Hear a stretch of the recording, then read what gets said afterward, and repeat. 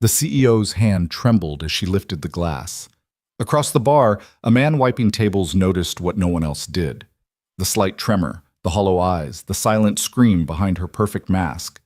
Ethan Cole wasn't supposed to be here. He was supposed to be a doctor. But life had other plans, and tonight those plans would collide with a woman on the edge of losing everything. If you want to see how one desperate night changed two broken lives forever, stay with me until the end. Drop a comment telling me which city you're watching from. I want to see how far this story travels. The rain came down like punishment. It hammered against the windows of Sullivan's Bar and Grill with a relentless fury, as if the sky itself had something to prove. The neon sign outside flickered, a tired, dying heartbeat of red and blue that cast strange shadows across the nearly empty establishment. Thursday nights were usually slow, but tonight felt different. Tonight felt like the kind of night where stories begin. Ethan Cole stood behind the bar, methodically polishing a glass that was already clean. It was a habit he'd picked up in the 3 years since his life had fallen apart. The repetitive motion gave his hands something to do while his mind wandered to places he'd rather not go. The emergency room, the lawsuit, the moment he'd watched his medical career crumble like ash in his fingers. He was 38 years old, and he'd already lived two completely different lives. The first life had been promising. Dr. Ethan Cole, emergency room physician at Boston General, known for his steady hands and even steadier nerves. The kind of doctor nurses requested by name. The kind of doctor who could look death in the face and say, "Not today." That life ended on a Tuesday. The second life was this one. A cramped apartment, a bar that smelled like stale beer and broken dreams, and a 7-year-old daughter who was slowly going deaf while he scraped together every penny he could find. "You're going to wear a hole through that glass, Cole." Ethan looked up. Mickey Sullivan, the bar's owner and the closest thing Ethan had to a friend these days, was watching him from the kitchen doorway. Mickey was 63, built like a retired boxer, and had the kind of face that had seen everything and been surprised by nothing. "Just thinking," Ethan said. "Thinking's dangerous for a man in your position." Mickey walked over and leaned against the bar. "Emma?" The name hit Ethan like it always did, a soft blow to the chest that never quite stopped hurting. "Got a call from the specialist today. She needs surgery within the next 6 months, or the hearing loss becomes permanent." "How much?" $47,000, after insurance. Mickey let out a low whistle. "Jesus." "Yeah."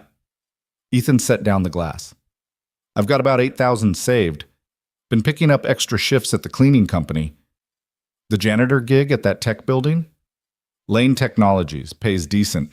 Mostly night work after I finish here." Ethan shrugged. "It's not glamorous, but it's money." "You're running yourself into the ground, kid." "I don't have a choice." Before Mickey could respond, the front door swung open, and a gust of cold, wet air rushed into the bar. Both men turned to look.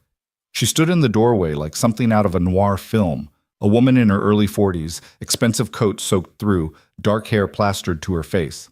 Even dripping wet and clearly disheveled, there was something commanding about her presence, something that made you pay attention. Ethan recognized her immediately. Victoria Lane. He'd seen her face 100 times, on the covers of business magazines, on the massive portrait that hung in the lobby of Lane Technologies, on the news segments that praised her as a pioneer in AI-driven medical technology. She was the founder and CEO of one of the most innovative companies in the country, a self-made billionaire who had clawed her way up from nothing. And right now, she looked like she was about to shatter. She walked to the bar without looking at either of them, settled onto a stool at the far end, and placed both palms flat on the counter. Her hands were shaking. "Whiskey," she said. Her voice was hoarse. "Whatever you have. Leave the bottle." Ethan exchanged a glance with Mickey, who gave a slight nod and retreated to the kitchen. This was Ethan's territory now. He grabbed a bottle of Jameson and a glass, walked over, and set them in front of her. Up close, he could see the cracks in her armor, the redness around her eyes, the slight smudge of mascara on her cheek, the way her jaw was clenched so tight it had to hurt. "Rough night?" he asked, keeping his voice neutral. She didn't look at him, just poured 3 fingers of whiskey and downed it in one swift motion. Then she poured another. "You could say that?" Ethan knew he should walk away, mind his own business. That was the unwritten rule of bartending. You served the drinks, You may be offered a sympathetic ear, but you never pushed. People came to bars to escape, not to be interrogated. But something about the way she was sitting there, so controlled, so contained, even as she was clearly falling apart, made him pause. "I'm not going to pry," he said, "but I've seen a lot of people sit where you're sitting. Whatever it is, the bottom of that bottle isn't where you'll find the answer." For the first time, she looked at him, really looked at him. Her eyes were a striking shade of green, sharp and intelligent, but right now they held something else, something he recognized: despair. "You don't know what I'm looking for," she said. "Maybe not, but I know that look. It's the look of someone who just watched something they built get torn down." A bitter laugh escaped her lips. "Are you always this observant?"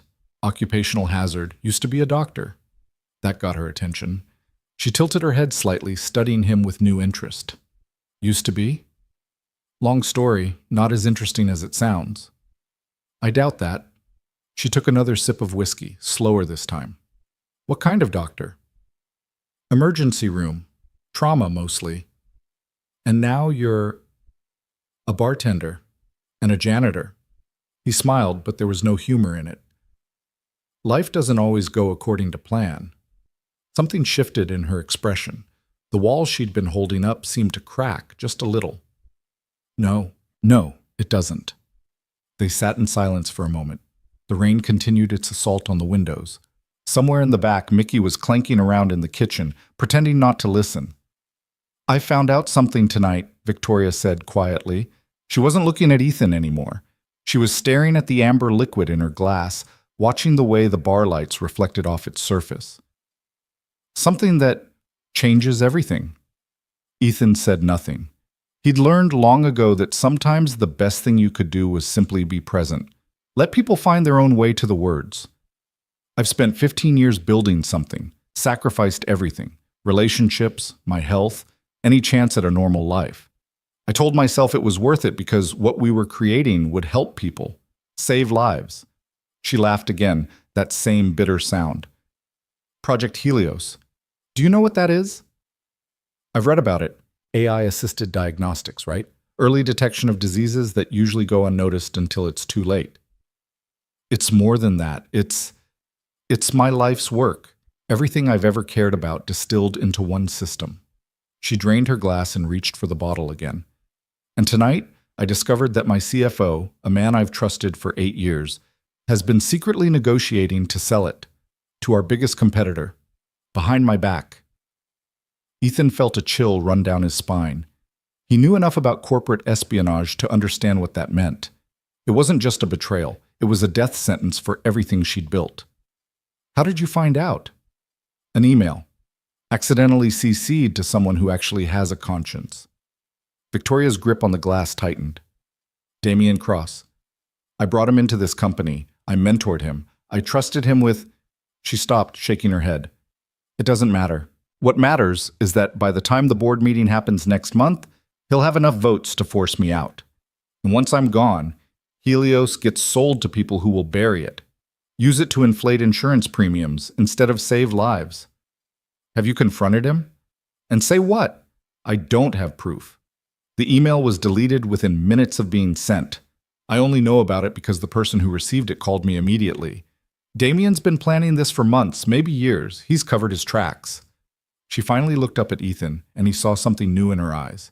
Determination. "I'm not going to let him win. I don't know how yet, but I'm not going to let him destroy what I've built." "Then don't." "It's not that simple." "It never is." Ethan leaned against the bar. "But you didn't get to where you are by giving up when things got hard. You figured it out before. You'll figure it out again." Victoria studied him for a long moment. "You're a strange bartender. You're a strange CEO." Despite everything, she smiled. It was small, barely there, but it was real. "Fair enough." She glanced at her watch and seemed to realize how much time had passed. "I should go. Early meeting tomorrow that I need to pretend to be functional for." "You drove here?" "Took a car service. She pulled out her phone, stared at it for a moment, then let out a frustrated sigh. "App isn't working." "Of course. Cabs don't run much in this weather." Mickey called from the kitchen doorway, apparently having given up any pretense of not listening. Storm's supposed to get worse before it gets better.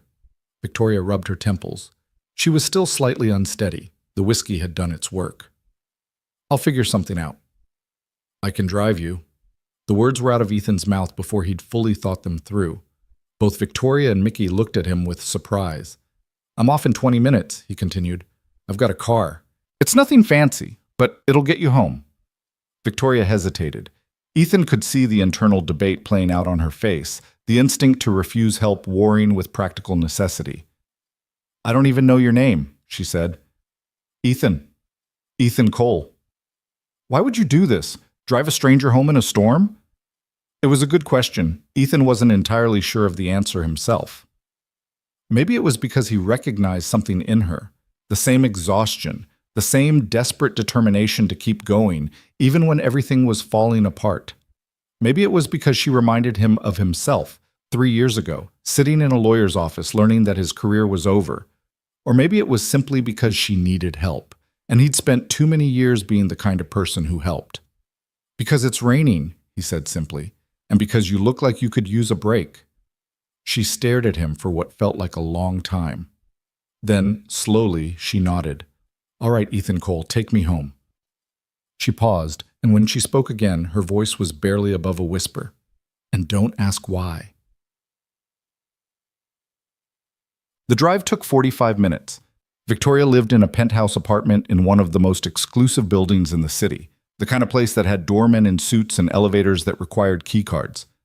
Ethan's 15-year-old Honda Civic looked comically out of place when he pulled up to the entrance. They'd barely spoken during the drive. Victoria had spent most of the time staring out the window at the rain-streaked city lights, lost in thoughts Ethan couldn't begin to imagine. He hadn't pushed. Some silences needed to be respected. When he stopped the car, she didn't move immediately. Just sat there, hands folded in her lap, looking at the gleaming lobby of her building like it was a prison she was being returned to. Thank you, she said finally, for the ride and for not asking. You said not to. Most people would have asked anyway. I'm not most people. She turned to look at him, and for a moment something passed between them, an understanding that went beyond words. Two people who had been knocked down by life, still fighting to get back up. No, she said softly. I don't think you are. She reached into her purse and pulled out a business card. If you ever need anything, a job reference, a favor, whatever, call this number. Ethan took the card. It was heavy stock, embossed with the Lane Technologies logo. Her personal line was handwritten on the back.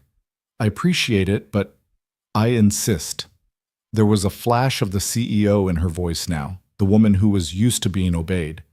Consider it payment for services rendered. Before he could respond, she was out of the car and walking toward the building entrance. She didn't look back. Ethan sat there for a moment, watching her disappear into the lobby. Then he looked down at the card in his hand. He should throw it away. Whatever was happening in Victoria Lane's life, it was corporate drama on a scale he couldn't begin to comprehend. He had his own problems. Emma's surgery, the bills piling up, the exhaustion that had become his constant companion. But something stopped him. Instead of tossing the card, he slipped it into his wallet. 2 weeks later, Ethan got the call. He was at Lane Technologies, pushing a mop across the executive floor at 2 a.m. when his phone buzzed. The number was unfamiliar, but something made him answer. Mr. Cole? The voice was crisp, professional. A woman, but not Victoria. Speaking. My name is Margaret Chen. I'm Victoria Lane's executive assistant. Ms. Lane would like to meet with you tomorrow morning. Are you available at 9 a.m.? Ethan stopped mopping. I'm sorry, meet with me about what? I'm not at liberty to discuss the details over the phone, but Ms. Lane specifically requested you by name. She said you'd understand. He didn't understand. Not even a little, but curiosity got the better of him. 9 a.m. I'll be there. Sam, the Lane Technologies headquarters was a monument to modern architecture, all glass and steel and sharp angles, designed to look like the future had arrived early. Ethan had been inside dozens of times as a janitor, but always at night when the building was empty and quiet. During the day, it was a different beast entirely. The lobby buzzed with activity. Employees in expensive suits rushing to meetings, visitors being escorted by security, screens displaying stock prices and news feeds. Ethan, in his best and only dress shirt, felt painfully out of place. "Mr. Cole," he turned to find a petite woman in her 50s approaching him. She had kind eyes behind wire-rimmed glasses and carried an iPad like it was an extension of her arm. "I'm Margaret Chen. Follow me, please." She led him to a private elevator that required a keycard and a fingerprint scan. They rode up in silence, ascending past floor after floor until they reached the penthouse level, the executive suite. The doors opened onto a corridor that looked more like an art gallery than an office. Abstract paintings lined the walls, interspersed with windows that offered panoramic views of the city skyline. At the end of the hallway was a set of double doors, and beyond them, Victoria Lane's office. It was massive. Floor-to-ceiling windows on 3 sides, a desk that probably cost more than Ethan's annual salary, and enough empty space to play a game of basketball. But what struck him most was how impersonal it felt. No photos, no plants, no signs that an actual human being spent time here. Victoria stood by the window, her back to him. She was dressed immaculately, a tailored navy suit, hair pulled back in a sleek bun. The woman from the bar was gone. This was the CEO. "Leave us, Margaret." The assistant nodded and retreated, closing the doors behind her. Victoria turned around, and Ethan was struck again by the sharpness of her gaze. She looked better than she had 2 weeks ago, more composed, more controlled, but there was still something underneath. A storm held in check. "You came," she said. "You asked." "I wasn't sure you would. Most people would have assumed it was a prank or a trap." "Maybe I'm not most people." The ghost of a smile crossed her face. "No, that's becoming increasingly clear." She walked to her desk but didn't sit. Instead, she leaned against it, arms crossed, studying him with an intensity that made him want to squirm. "I'm going to ask you something, Ethan, and I need you to be completely honest with me. Can you do that?" "Yes." "Why were you working as a janitor in my building?" The question caught him off guard. "I needed the money. They were hiring. I looked you up. Dr. Ethan Cole, graduate of Johns Hopkins School of Medicine, board-certified emergency physician, 12 years of experience. You performed over 2,000 trauma surgeries. You had one of the highest patient survival rates in the state." She paused. "And then 3 years ago, you were sued for malpractice, lost your license, and disappeared." Ethan felt his stomach tighten. He'd known this might come up eventually, but hearing his history laid out so clinically still stung. The lawsuit was dismissed. The patient's family was grieving and needed someone to blame. But the damage was done. "Yes. You lost everything." "Not everything." He thought of Emma, of her smile, of the way she still looked at him like he was a hero even though he felt like anything but. "I lost my career, but I didn't lose what mattered most." Victoria was quiet for a moment. Then she nodded as if he'd passed some kind of test. "I have a daughter," Ethan continued, surprised to find himself volunteering the information. "Emma. She's 7. She has a degenerative condition affecting her hearing, congenital cholesteatoma. If she doesn't get surgery soon..." He stopped, swallowed hard. "That's why I'm working 2 jobs. 3, if you count the bar." "How much do you need?" "That's not why I'm telling you." "I know. How much?" $47,000, after insurance." Victoria didn't blink, didn't hesitate. "Done." "What?" "I'll cover the cost of your daughter's surgery, all of it." Ethan stared at her. "I can't accept that." "Why not?" "Because I don't take charity, and because there's no way you're offering that kind of money without wanting something in return." For the first time, Victoria smiled. Really smiled. It transformed her face, made her look younger, more human. "You're right. I do want something." She pushed off from the desk and walked toward him. "I need a driver." "A driver?" "My previous driver was compromised.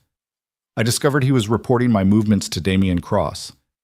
I can't trust anyone from the agency. I can't trust anyone in my own company. She stopped a few feet away from him.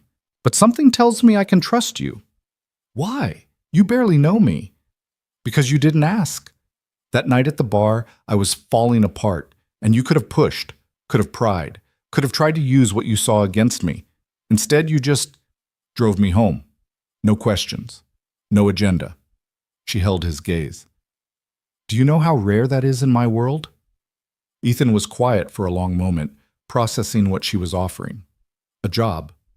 Medical care for Emma. A chance to climb out of the hole he'd been slowly drowning in. What exactly would I be doing? Driving me. Being present at meetings. Watching. She paused. I know Damien is planning something. I just don't know what yet.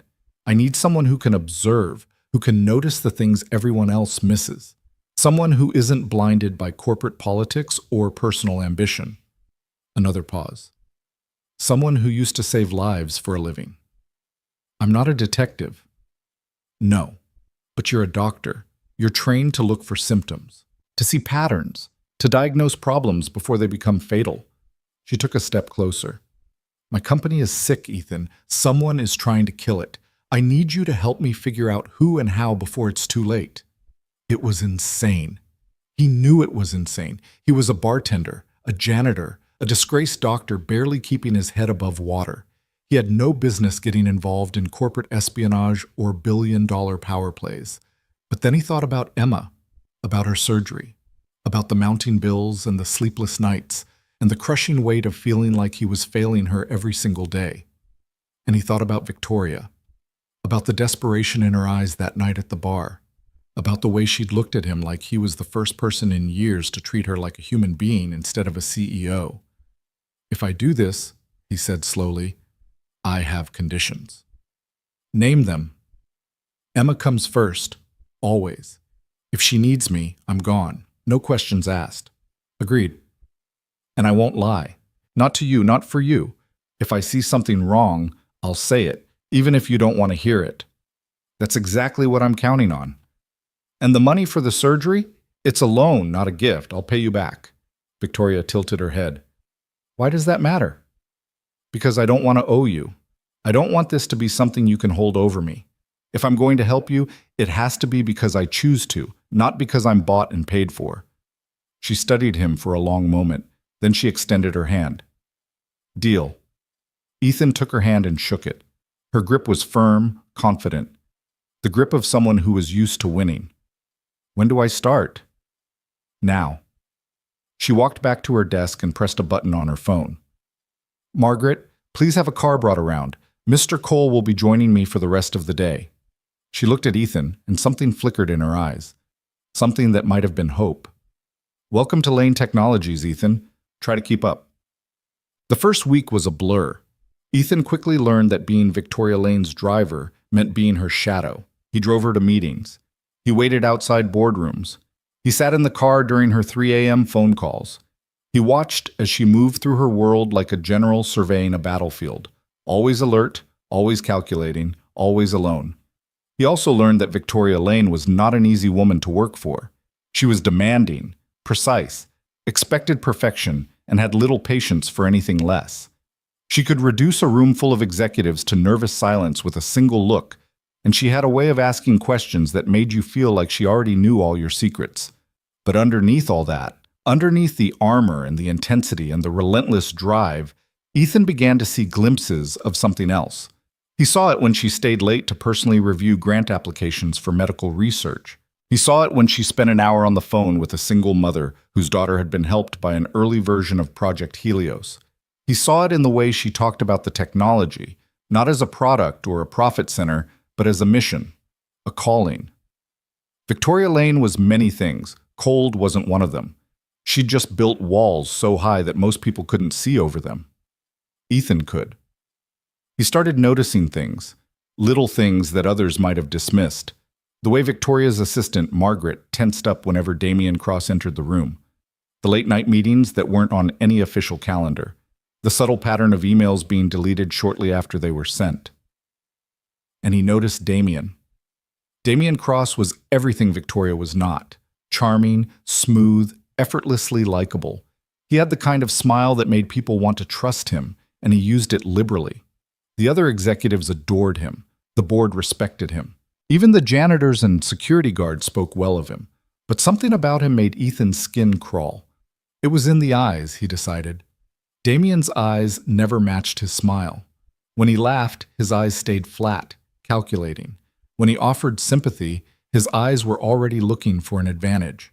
He was a man wearing a mask, and Ethan, who had spent years reading patients' faces for signs of hidden distress, could see it clearly. "You're staring," Ethan blinked. They were in the car, stopped at a red light, and Victoria was watching him in the rearview mirror. "Sorry, thinking." "About what?" "Damien Cross.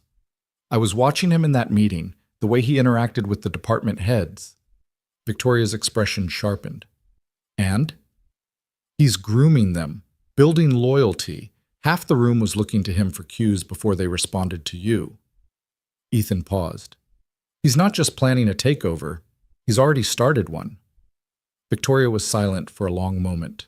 Then she leaned back in her seat and closed her eyes. "I know. I've known for months. I just couldn't prove it or figure out how to stop it." "Why haven't you fired him?"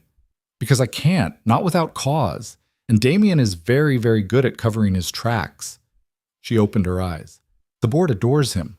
Half of them think he should be running the company instead of me. If I move against him without ironclad evidence, it'll look like paranoia, like a power play. And then he'll have exactly what he needs to push me out." "So we get evidence." "How? He's been doing this for years. He knows every system, every loophole, every way to hide what he's doing." Ethan thought about it, about the symptoms he'd observed, about the patterns that didn't quite fit. "His assistant," he said suddenly, "the nervous one. Rachel. Rachel Mercer. She's been with him for 3 years.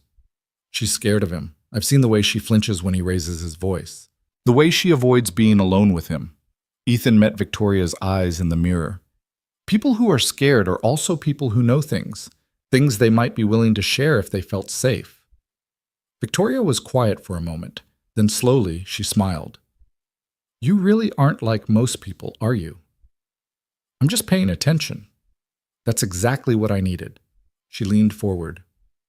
"Find out what Rachel knows. Carefully. If Damien suspects we're onto him, he'll accelerate his timeline and we'll lose everything." Ethan nodded. "I'll be careful." "And Ethan?" He looked at her. "Thank you for seeing what others don't." He didn't know how to respond to that, so he just nodded and turned his attention back to the road. Behind him, Victoria Lane stared out the window at the city lights and allowed herself, for the first time in months, to hope. The breakthrough came on a Thursday. Ethan was in the parking garage doing a routine check of Victoria's car, a habit he developed after finding a tracking device under the chassis during his second week, when he heard footsteps echoing in the concrete structure. He looked up to see Rachel Mercer hurrying toward her car. She was clutching her purse like a lifeline, her eyes red-rimmed, her movements jerky and rushed. "Rachel!" She jumped at the sound of her name, spinning around with fear written all over her face. When she saw it was Ethan, some of the terror faded, replaced by wary confusion. "You're Ms. Lane's driver." "Ethan Cole." He held up his hands, showing he meant no harm. "You okay? You look upset." "I'm fine." The words came too fast, too automatic. "Just late for an appointment." "At 7 p.m.? She hesitated. Ethan could see the internal debate, the fear of speaking warring with the desperate need to unburden herself. "Can I tell you something?" she asked, her voice barely above a whisper. "And can you promise it won't get back to him?" "I promise." She glanced around the garage as if expecting Damien to materialize from the shadows. Then she stepped closer. "He's making me do things. Sign off on documents I'm not supposed to see. Delete emails. Arrange meetings that never appear on any calendar." Her voice cracked. "I didn't know what it meant at first, but I've been paying attention, and I think he's stealing from the company or selling something. I don't know exactly what, but it's big, and it's wrong." "Have you told anyone?" "Who would I tell? He owns half the executive team. The board thinks he walks on water, and Miss Lane..." She shook her head. "He's always talking about how she's losing her grip. how she's becoming paranoid, how it's only a matter of time before the board sees what he sees. What do you see, Rachel? She met his eyes, and he saw something he recognized, the same desperate determination he'd seen in Victoria that first night. I see a man who's going to destroy everything Miss Lane has built, and I'm terrified that no one is going to stop him. Ethan made a decision. What if I told you there was someone who wanted to stop him? Someone who's been looking for proof? Rachel's eyes widened. Ms. Lane? She knows something's wrong. She just can't prove it. But if you have access to the things he's been hiding... He let the implication hang in the air. Rachel was silent for a long moment. Then, slowly, she reached into her purse and pulled out a flash drive. I've been copying things. Just in case. I didn't know what I was going to do with it, but... She pressed the drive into Ethan's hand. Everything's on there. The emails, the documents, the meeting recordings he thought were deleted. Her voice dropped. He's selling Project Helios to Meridian Health. The deal is supposed to close next month. The board doesn't know. Ms. Lane doesn't know. It's all happening in secret. Ethan looked at the flash drive, such a small thing to hold so much destruction. Why are you giving this to me? Because I can't do this anymore, and because... She swallowed hard. My mother died last year. Cancer. She was diagnosed late. Too late. Ms. Lane's technology could have caught it earlier, could have saved her. Tears slid down her cheeks. I'm not going to let Damien Cross take that away from other families. I'm not. Ethan pocketed the flash drive. You're brave, Rachel. Braver than you know. Just keep me out of it if you can. I can't afford to lose this job. I'll do everything I can. He met her eyes. And Rachel? Thank you. She nodded, wiped her eyes, and hurried to her car. Within moments, she was gone. Ethan stood alone in the garage, the flash drive burning a hole in his pocket, and realized that everything was about to change. So, he brought the drive to Victoria that night. They sat in her penthouse apartment, a space that felt even emptier than her office, and watched as she plugged it into her laptop. The files were damning. Emails coordinating with Meridian Health executives, financial documents showing shell companies designed to funnel money, board presentations that had been doctored to hide the true state of the company's finances. And at the center of it all, Damien Cross. Victoria's face was unreadable as she scrolled through the evidence, but her hands were shaking. He's been planning this for 2 years, she said quietly. 2 years, and I never saw it. You weren't supposed to. That was the whole point. I trusted him. I brought him into my company, my inner circle, my life. She slammed the laptop shut. I'm such a fool. No, you're human. You trusted the wrong person. It happens. Not to me. Not anymore. She stood abruptly, pacing to the window. The city sprawled out below them, millions of lights glittering in the darkness. This is enough to stop him. This is enough to take to the board, to the authorities, to... Victoria. Something in his voice made her stop, turn around. This is also enough for him to know that someone betrayed him. If you move on this now without a plan, he'll figure out it was Rachel, and I promised her I would keep her safe. Victoria's jaw tightened. For a moment, Ethan thought she was going to argue, to prioritize the company over one scared assistant. But then she sighed, and the fight seemed to drain out of her. You're right. I know you're right. She walked back to the couch and sat down heavily. We need a plan, a way to expose him without destroying everyone in the crossfire. We'll figure it out. Will we? She looked at him, and for the first time he saw the vulnerability she worked so hard to hide. I've spent my entire life building things. I don't know how to fight wars. Then learn. You're Victoria Lane. You don't know how to give up. Something flickered in her eyes. Something warm. Something grateful. How do you do that?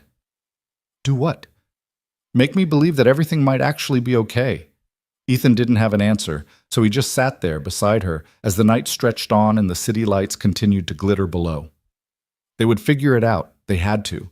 Because somewhere across town, a 7-year-old girl was sleeping, unaware that her father was caught up in something bigger than either of them had ever imagined. And Emma. Emma was worth fighting for. They all were. The rain had finally stopped. Outside Victoria's window, the first hints of dawn were beginning to paint the sky. Ethan had lost track of how long they'd been talking, planning, strategizing, mapping out the battlefield ahead. His phone buzzed. A text from the babysitter he'd hired for the night. Emma had a good night. Still sleeping. She asked about you before bed. He stared at the message for a moment, feeling that familiar ache in his chest. Your daughter. He looked up. Victoria was watching him with an expression he couldn't quite read. Yeah, Emma. She's the reason for all of this. Tell me about her. It wasn't a request, but it wasn't quite a demand either. It was something in between, an invitation perhaps, an opening in walls that never opened. So Ethan told her. He told her about Emma's laugh, high and bright, even as her hearing faded, about her drawings stuck to every surface of their tiny apartment, about the way she still made him coffee every morning, even though she was too young to work the machine and always put in too much sugar. He told her about the diagnosis, the surgery, the countdown that hung over everything like a guillotine. And when he was done, Victoria was quiet for a long time. She sounds remarkable, she said finally. She is. You're a good father, Ethan. I'm trying to be. No. Victoria leaned forward, her gaze intense. You are. Whatever else you've lost, whatever else the world has taken from you, you're a good father. Don't ever doubt that. Ethan felt something loosen in his chest, something he hadn't realized he'd been carrying. Thank you, he said. That means more than you know. Victoria nodded, then, almost hesitantly, she asked, Would you like to bring her by sometime, Emma? I'd like to meet her. It was such a small thing, such a simple invitation, but it felt like something much bigger. I'd like that, Ethan said. She'd like that too. Victoria smiled. It was soft, uncertain, nothing like the razor-sharp confidence she showed the rest of the world. But it was real. Then it's a date, she said. And as the sun rose over the city, casting golden light through the windows, Ethan realized something. He wasn't just fighting for Emma anymore. He was fighting for Victoria too. And maybe, just maybe, he was finally fighting for himself. 3 weeks into his new life, Ethan Cole had learned that Victoria Lane existed on exactly 4 hours of sleep, 12 cups of black coffee, and a determination that bordered on supernatural. He had also learned that she was lonely in a way that most people would never understand. It wasn't the loneliness of having no one around. Victoria was surrounded by people constantly. Assistants, executives, board members, journalists, investors. Her calendar was a battlefield of 15-minute meetings stacked back-to-back from dawn until well past midnight. She was never truly alone, but she was always isolated. Ethan saw it in the way conversation stopped when she entered a room. In the careful, measured responses people gave her, never quite honest, never quite real. In the way her own employees looked at her with a mixture of admiration and fear, as if she were a statue rather than a person. She had built an empire, and in doing so, she had built a cage around herself. It was a Tuesday afternoon when everything began to shift. They were stuck in traffic on the way back from a meeting with potential investors. The kind of meeting that had gone well on paper, but had left Victoria staring out the window with that particular expression Ethan had come to recognize. The expression that meant she was replaying every word, every gesture, every subtle indication of where loyalties might lie.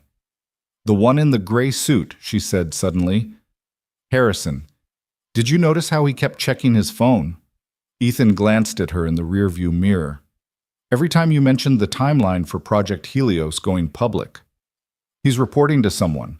Probably Damien, possibly Meridian directly. She leaned her head against the window. They're everywhere. I can't tell anymore who's actually on my side and who's just waiting for the right moment to put a knife in my back. Not everyone is against you. How do you know? Because I'm not. Margaret's not. Rachel took an enormous risk to help you. Ethan stopped at a red light and turned to face her. You're not alone in this, Victoria. You just have to stop acting like you are. She met his eyes, and for a moment the mask slipped. He saw the exhaustion underneath, the fear, the desperate hope that she kept locked away from everyone else. Do you know what it's like? She asked quietly. To spend 15 years building something, only to watch it being stolen from you piece by piece? To know that the person you trusted most in the world has been lying to you from the very beginning? No, Ethan admitted. But I know what it's like to lose everything you've built, to watch your whole life collapse and wonder if any of it was real. Your career, my marriage, my sense of who I was. He turned back to the road as the light changed. 3 years ago, I was Dr. Ethan Cole. I had a purpose, an identity. And then one night, a patient died on my table. Not because I did anything wrong, the court eventually agreed on that, but because sometimes people die and someone has to be blamed. What happened? His family sued. The hospital's lawyers decided it was easier to settle than to fight, which meant I became the scapegoat. Lost my license pending review, lost my position, lost my wife shortly after because she couldn't handle being married to a man who was no longer who she'd signed up for. He paused. Emma was 4. She's the only reason I kept going. Victoria was silent for a long moment. When she spoke again, her voice was softer than he'd ever heard it. I'm sorry, I didn't know the details. You read my file. Files don't tell you what it felt like. She leaned forward slightly. How did you survive it? The falling? Ethan considered the question. It was the kind of question he'd asked himself countless times during those first dark months, when the world had seemed determined to crush him into dust. I stopped trying to hold on to what I'd lost, he said finally, and started focusing on what I still had. Emma needed a father. I couldn't be a doctor anymore, but I could still be that, so that's what I became.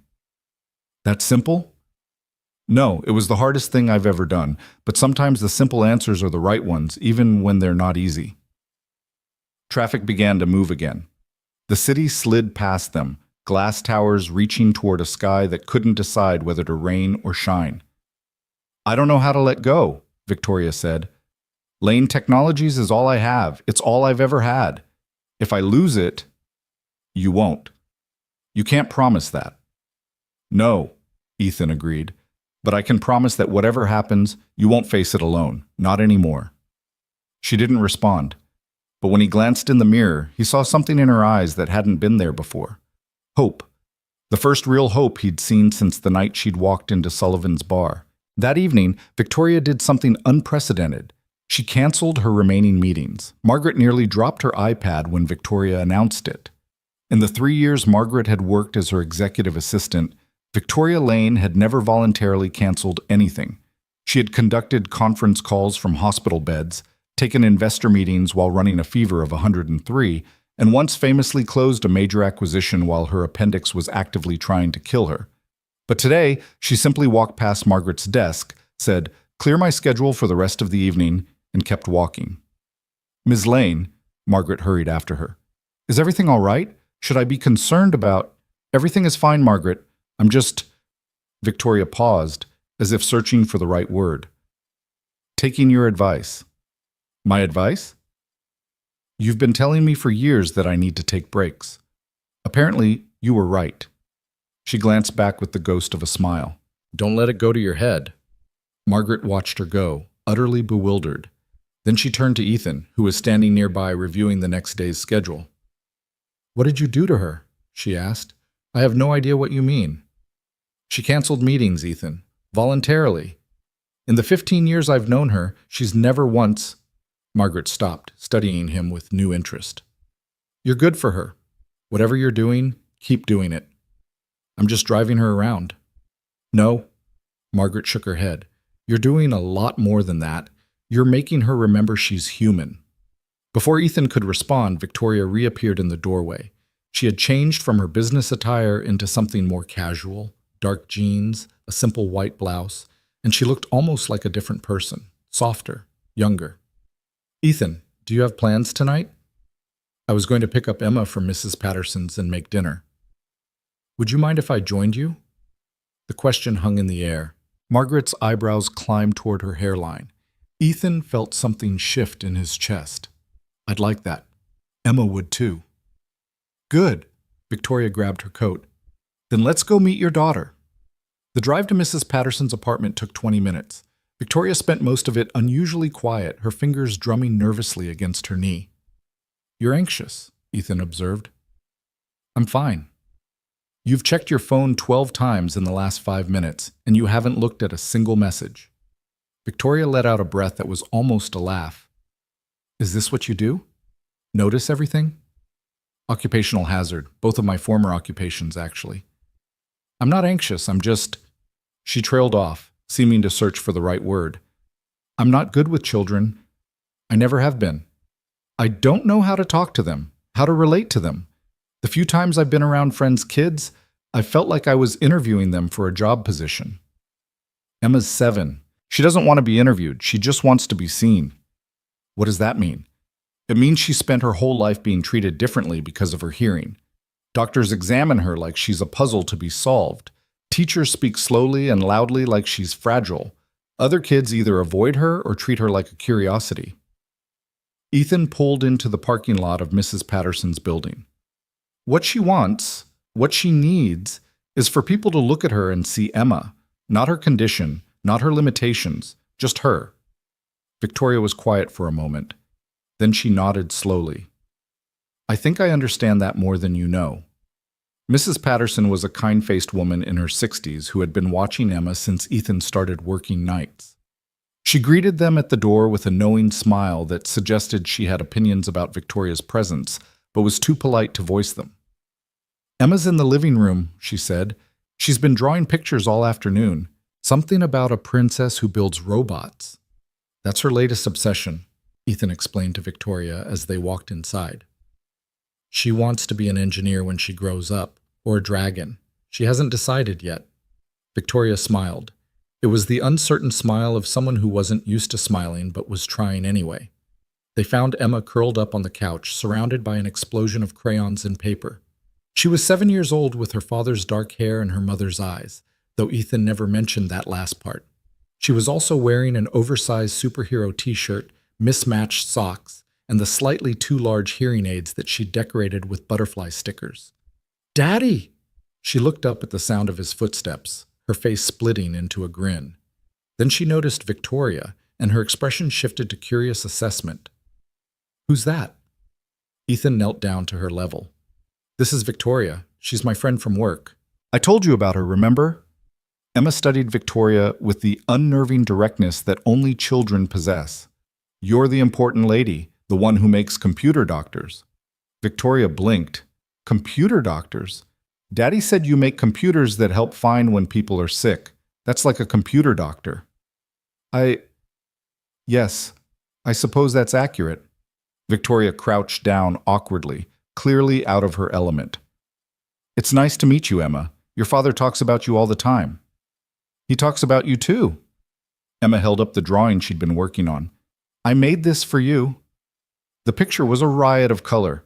A tall figure with dark hair standing next to a smaller figure with butterfly hearing aids, both of them surrounded by what appeared to be robots and rainbows and at least 3 dragons. "That's you," Emma said, pointing to the tall figure. "And that's me. And those are the computer doctors, but I made them look like robots because I don't know what computer doctors actually look like." Victoria took the drawing with hands that trembled slightly. For a long moment, she just stared at it, and Ethan saw something in her expression that made his heart ache. When was the last time someone had given Victoria Lane a gift? Not a business present, not a strategic gesture, but something given freely, with no expectation of return? "It's beautiful," Victoria said, and her voice was thick. "Thank you, Emma. I'll treasure it." Emma beamed. "Do you want to stay for dinner? Daddy makes really good spaghetti. It's the only thing he knows how to cook." "Hey," Ethan protested. "I also make excellent grilled cheese." "Grilled cheese isn't cooking, it's just melting stuff." Victoria laughed. It was a real laugh, surprised out of her, and it transformed her face completely. She looked younger, lighter, human. "I would love to stay for dinner," she said, "if that's okay with your father." Emma turned to Ethan with an expression of exaggerated pleading. "Please, Daddy, please, please, please." "Well," Ethan said, fighting a smile, "I suppose I can manage to melt some extra cheese." Dinner was chaos in the best possible way. The apartment was small, a 2-bedroom unit in a building that had seen better decades. But Emma filled it with her energy, chattering away about school and her drawings, and the deaf superhero she'd invented called Captain Soundwave, who could see sound waves and turn them into weapons. Victoria, to Ethan's surprise, kept up with all of it. She asked questions. Real questions. not the patronizing kind that adults often ask children. She wanted to know about Captain Soundwave's origin story, about the technical specifications of Emma's robot designs, about which dragon from her drawings would win in a fight, and why. And Emma, who usually retreated into shyness around strangers, opened up like a flower in sunlight. "Daddy says you work a lot," Emma said, twirling spaghetti around her fork. "Like a lot. Do you ever get tired?"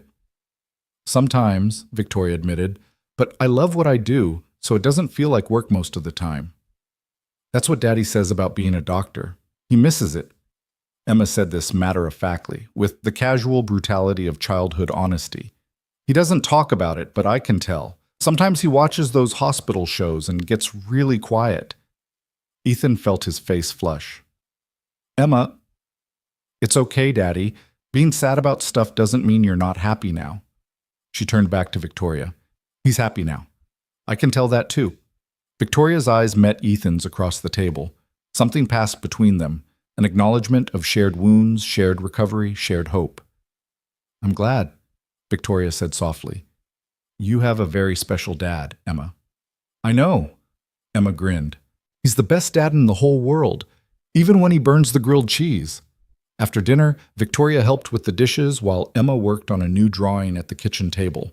It was such a domestic scene, so utterly normal, that Ethan had to keep reminding himself that the woman drying plates beside him was worth several $billions and ran one of the most innovative companies in the country. "She's remarkable," Victoria said quietly, watching Emma work. "You've done an incredible job with her." "She's done an incredible job with me. I'm not sure I'd have survived the last 3 years without her." "The surgery. How much time do we have?" The question brought reality crashing back. For a few hours, Ethan had almost forgotten the countdown, the looming deadline, the shadow that hung over everything. 4 months? Maybe 5. After that, the damage becomes permanent. And the money? Still short. About 30,000. He forced a smile. "I'll figure it out. I always do." Victoria set down the dish she was drying. When she spoke, her voice was quiet but firm. "I told you I would cover the surgery. And I told you I don't take charity. This isn't charity, this is—" She paused, searching for the right word. "This is me investing in something that matters. You've helped me more in 3 weeks than most people have in 15 years. Let me help you back." Victoria's tea. "Ethan." She turned to face him fully. "I have more money than I could spend in 10 lifetimes. I live in a penthouse that feels like a mausoleum. I have employees who fear me, competitors who want to destroy me, and until very recently, not a single person in my life who saw me as anything other than a CEO." Her voice cracked slightly. "You and Emma, you've shown me what I've been missing, what I gave up to build my empire. Let me do this. Not because I pity you or because I feel obligated, but because it matters to me. Because she matters to me." She gestured towards Emma, who was now so absorbed in her drawing that she was oblivious to the adult conversation happening 3 feet away. "I don't know how to be part of a family," Victoria continued. "I've never had one, not really. But if you'll let me, I'd like to try. I'd like to be someone in her life. In your life." She swallowed hard. "Please." It was the please that got him. Victoria Lane didn't say please. She commanded, she demanded, she expected. But right now, standing in his cramped kitchen with dish soap suds on her designer blouse, she was just a woman asking for something she desperately needed. Connection. "Okay," Ethan said. "But the money is still a loan." "Of course. And I'm not doing this because of the surgery. I'm doing this because—" He glanced at Emma, then back at Victoria. "Because she asked if you were staying, and I realized I wanted you to say yes." Victoria's eyes glistened. She blinked rapidly, fighting back tears that she clearly wasn't used to showing. "I'd like to say yes," she whispered. "If you'll let me." Before Ethan could respond, Emma looked up from her drawing. "Are you going to kiss now? Because that's what happens in the movies when people look at each other like that." Ethan choked on air. Victoria turned an impressive shade of red. We weren't," Ethan stammered. "It's okay if you do." Emma shrugged with the casual indifference of a 7-year-old who had already moved on to more important matters. I drew another picture. This one has a castle. Do you want to see? Victoria seized the change of subject like a lifeline. I would love to see. As she crossed the room to look at Emma's latest creation, she glanced back at Ethan with an expression that made his heart skip. Later, he thought, they would talk about this later. But first there was a castle to admire. The weeks that followed settled into a rhythm that Ethan hadn't expected. His job as Victoria's driver expanded organically, becoming something harder to define. He was her driver, yes, but also her confidant, her strategist, her eyes and ears in rooms she couldn't access. He sat in on meetings as an invisible presence, noting the subtle tells that others missed. He compiled observations into reports that Victoria studied like battle plans, and increasingly, he was something else entirely. He was her friend. Their dinners with Emma became a regular occurrence, every Thursday and Sunday, unless an emergency demanded Victoria's attention. Mrs. Patterson started keeping extra groceries on hand, joking that she should start charging rent for how often the important lady came to visit. Emma, for her part, had decided that Victoria was the most fascinating person she had ever met. She knows everything, Emma declared one evening. I asked her how computers think, and she explained it for like an hour, and now I understand. She should be a teacher. She has a company to run, Ethan pointed out. She could do both. She's really smart. And Victoria, who had spent her entire adult life being admired from a distance and feared up close, blossomed under Emma's unconditional acceptance. She brought gifts, books about engineering, a child's microscope, art supplies that cost more than Ethan's weekly groceries. When Ethan protested that she was spoiling his daughter, Victoria simply replied, I have no one else to spoil. Let me have this. It wasn't just the gifts, though. It was the attention. Victoria listened to Emma's stories with genuine interest, asked questions that encouraged her to think deeper, celebrated her small achievements as if they were major accomplishments. She was awkward at first, uncertain how to navigate the terrain of childhood, but she learned quickly, as she did everything. And Emma's hearing aids got new stickers every week. Butterflies gave way to stars, then robots, then a combination of all three. Victoria helped her apply them, their heads bent together in concentration while Ethan watched from the kitchen doorway, his heart so full it hurt. But the shadow of Damien Cross remained. The evidence Rachel had provided was damning, but Victoria knew she couldn't use it directly without exposing her source. They needed more. They needed proof that would stand up in court, that would convince the board, that would be undeniable. So they watched, and waited, and planned. Ethan became skilled at eavesdropping, lingering in hallways during executive conversations, positioning himself at strategic angles during meetings. He noticed things that security cameras missed, the nervousness of certain board members, the late-night visitors to Damien's office, the encrypted phones that appeared and disappeared. He also noticed something else. Damien had started watching him. It was subtle at first, a lingering glance, a casual question about Ethan's background, an unexpected interest in his schedule. But over time, it became more pointed. Your driver, Damien said to Victoria one afternoon, as Ethan stood waiting by the elevator. Ethan Cole, isn't it? Interesting background. Medical degree, malpractice suit, fell quite far from grace. Victoria's expression didn't flicker. Is there a point to this observation? Just curious why you'd hire someone with such a complicated history. Most CEOs prefer drivers without drama. I prefer drivers who show up on time and don't ask unnecessary questions. Ethan does both. Damien smiled. It was the smile Ethan had come to recognize, the one that never reached his eyes. Of course, I'm sure he's perfectly harmless. Later in the car, Victoria's composure cracked. He suspects something. He suspects everything, Ethan replied. It's how men like him operate. The question is what he's going to do about it.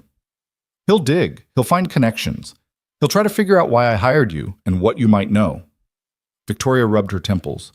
Maybe this was a mistake. Maybe I should have kept my distance from you, from Emma. Victoria. Ethan stopped at a red light and turned to face her. Listen to me. Whatever happens, I don't regret any of this. Not the job, not the investigation, not... He paused. Not any of it. She met his eyes. Neither do I. That's what scares me. I've spent my whole life keeping people at arm's length because it was safer. And now there are people I care about, people who could be used against me. Is that what Damien would do? Damien would burn down an orphanage if it gave him a strategic advantage. Victoria's voice was bitter. He has no conscience, no limits. If he figures out how much Emma means to me, how much you both mean to me, he'll use it. Then we take him down before he gets the chance. Victoria was quiet for a long moment. When she spoke again, her voice was barely above a whisper. I'm afraid, Ethan. I built my entire identity around being fearless, being untouchable. But right now, I'm terrified, because I finally have something I can't afford to lose. Ethan reached back and took her hand. It was a small gesture, simple, human, but he felt her fingers tighten around his like a lifeline. You won't lose us, he said.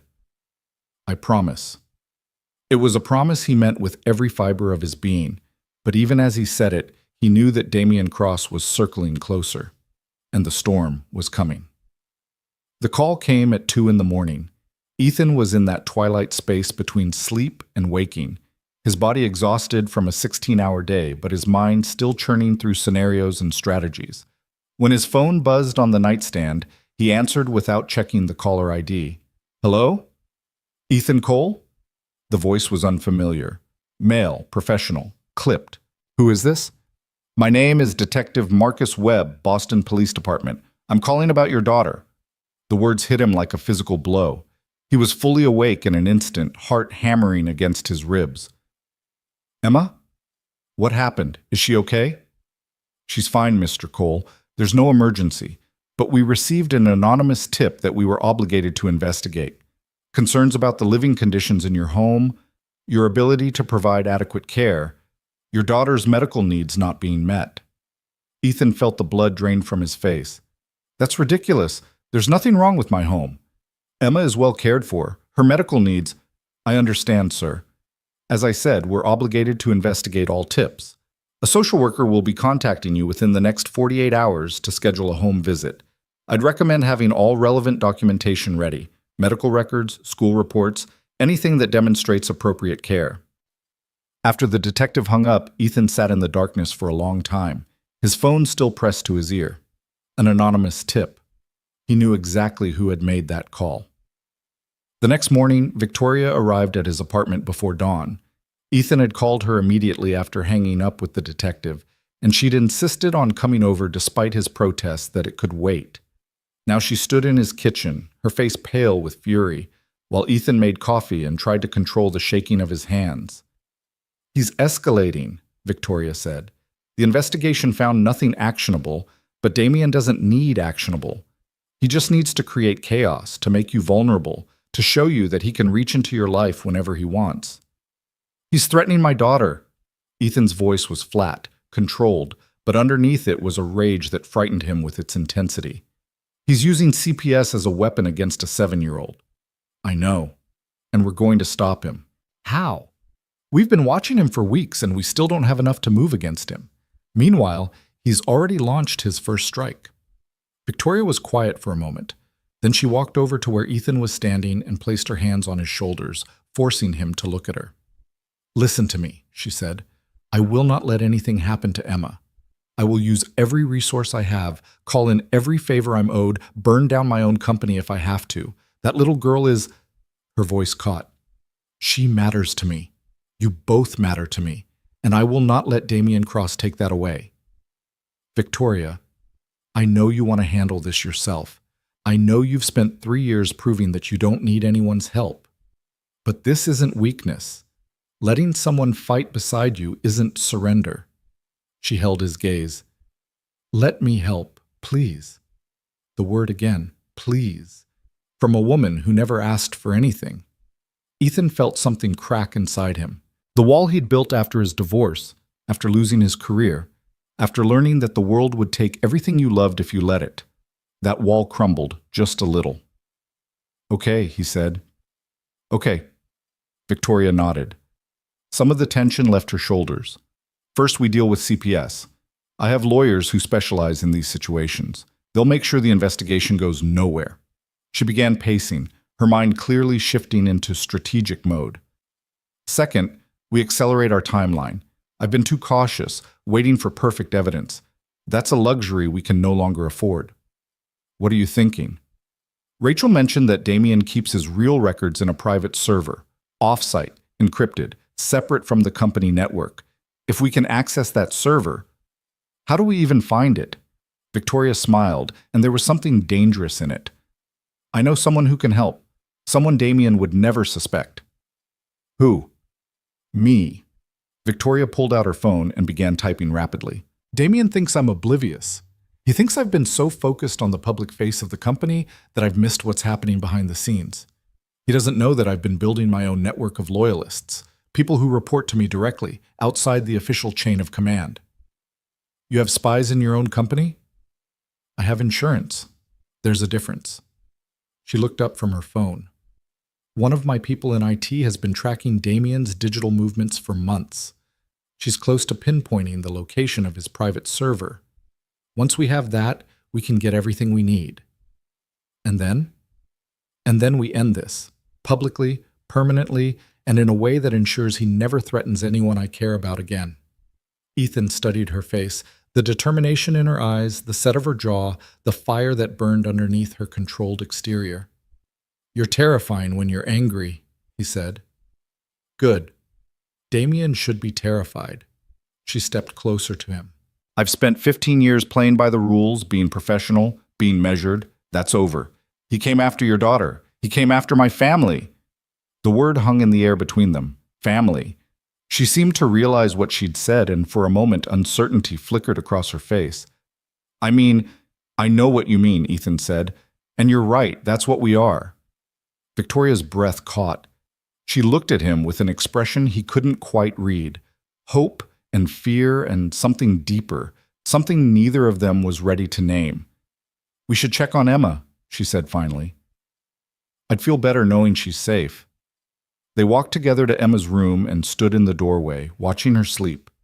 The nightlight cast soft shadows across her face, and her butterfly-stickered hearing aids rested on the nightstand beside her. She's beautiful, Victoria whispered. How could anyone want to hurt something so beautiful? Because some people are broken in ways that can't be fixed. They see innocence as weakness. They mistake cruelty for strength. I won't let him touch her, Ethan. Whatever it costs, I won't. He reached out and took her hand. This time, she didn't hesitate. Her fingers intertwined with his like they belonged there. They stood like that for a long time, watching over the sleeping child who had somehow, without trying, brought two broken people together. Whatever came next, they would face it together, as family. The social worker came 3 days later. Her name was Dorothy Chen, and she was a tired-looking woman in her 50s who had clearly seen every form of neglect and abuse that human beings were capable of inflicting on children. She walked through Ethan's apartment with a clipboard, taking notes, asking questions in a voice that was professionally neutral but not unkind. Ethan had prepared for this. Victoria's lawyers had coached him on what to say, what documents to have ready, how to present his home in the best possible light. The apartment was spotless. Emma's school records were impeccable. Her doctor had provided a letter confirming that her medical needs were being actively addressed. Mr. Cole, Dorothy said, settling onto his couch with her clipboard, I want to be direct with you. The tip we received was vague and contained several claims that are clearly false. Your daughter appears healthy, happy, and well cared for. Your home is clean and safe. By every metric I can assess, you're doing an excellent job under difficult circumstances. Ethan felt some of the tension leave his shoulders. Thank you. That said, I do have some concerns. Dorothy's expression became more serious. The tip mentioned something about your daughter's upcoming surgery. Can you tell me about that? Emma has a condition called cholesteatoma. It's a type of abnormal skin growth in the middle ear. Without surgery, she'll lose her hearing completely. And the surgery is scheduled for when? As soon as possible. We're working with Boston General to finalize a date.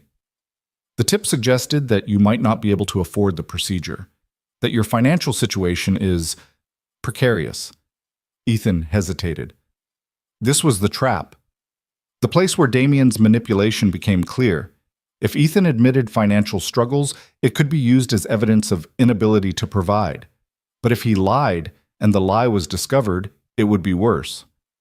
"I won't lie to you," he said finally. 6 months ago, that would have been true. But circumstances have changed. I have a new position with a steady income, and the surgery costs have been addressed through personal loans and assistance from my employer. Dorothy made a note on her clipboard. "Your employer? That would be Victoria Lane." Ethan's jaw tightened. "Yes. Ms. Lane is quite wealthy, I understand." "I'm not sure what you're implying." "I'm not implying anything, Mr. Cole. I'm just noting that your relationship with Ms. Lane seems to extend beyond the professional." Dorothy looked up from her clipboard. "There's nothing wrong with that. In fact, it's probably beneficial for Emma to have additional support figures in her life. I'm just trying to understand the full picture." "The full picture is that I met Victoria when I was at my lowest point. She offered me a job when no one else would. And over time, we became friends. She's been incredibly kind to my daughter." Ethan held Dorothy's gaze. "Whatever else you've been told, that's the truth." Dorothy studied him for a long moment. Then she closed her clipboard and stood up. "Mr. Cole, I've been doing this job for 23 years. I've seen real neglect, real abuse, children living in situations that would break your heart." She glanced around the apartment, at Emma's drawings on the refrigerator, the photos on the bookshelf, the carefully maintained space of a single father doing his best. "This isn't that. Not even close." "So what happens now?" "I file my report. Based on what I've observed, I'll be recommending that the case be closed with no further action." She picked up her bag. "Whoever made that tip, they weren't doing it out of concern for your daughter. They were doing it to hurt you." "I know." "People like that," Dorothy shook her head. "They usually don't stop with one attempt. Be careful, Mr. Cole, and document everything. If there are future incidents, you'll want a paper trail." After she left, Ethan sat on his couch and let his head fall into his hands. The relief was overwhelming, but underneath it was something else. Damien's first strike had failed. That meant a second strike was coming. The server location came through a week later. Victoria's IT contact had traced Damien's private network to a data center in a nondescript building in Cambridge, a place that processed thousands of legitimate business accounts and was therefore virtually invisible. The server was protected by multiple layers of encryption, but Rachel had provided passwords that she'd copied during her years as Damien's assistant. The plan was simple: access the server, download everything, and compile it into a package that would be undeniable. The execution was anything but. "I should be the one to do it," Victoria said. They were in her penthouse, maps and diagrams spread across her dining table like a military operation. "If anyone is caught accessing that server, it should be me. I'm the CEO. I have at least plausible authority to investigate potential corporate malfeasance. And if Damien has people watching the facility, if he's anticipated this, then I'll deal with it." Ethan shook his head. "Victoria, you're the most recognizable face in this company. The moment you set foot in that building, everyone will know." "Then what do you suggest?" "I go. I'm a nobody, a driver. No one looks twice at the hired help." "Absolutely not. If something goes wrong, then it goes wrong for me, not for you." Ethan leaned forward. "Think about it strategically. If I'm caught, Damien can't prove anything. I'm just a disgruntled employee acting on my own. If you're caught, he has exactly what he needs to accelerate the board takeover." Victoria was silent for a long moment. He could see the conflict in her eyes, the desire to protect him warring with the logic of his argument. "I don't like it," she said finally. "You don't have to like it. You just have to let me do it." "What about Emma? If something happens to you, nothing is going to happen." Ethan reached across the table and took her hand. "I spent 12 years making split-second decisions in emergency rooms. I've held people's lives in my hands. I know how to handle pressure. This isn't a hospital. No, it's more important than that." He squeezed her hand. "This is about protecting our family. You, me, Emma. I won't let Damien take that away." Victoria looked at him for a long moment. Then, slowly, she nodded. "Okay," she said. "We do this your way. But I'm going to have backup in place. Security I trust, lawyers on standby, everything we need if things go sideways. I wouldn't expect anything less. And Ethan? She held his gaze. Come back to me. Promise me. I promise. He meant it. God, he meant it. But he also knew that promises didn't always survive contact with reality. The data center was exactly as nondescript as Victoria's contact had described.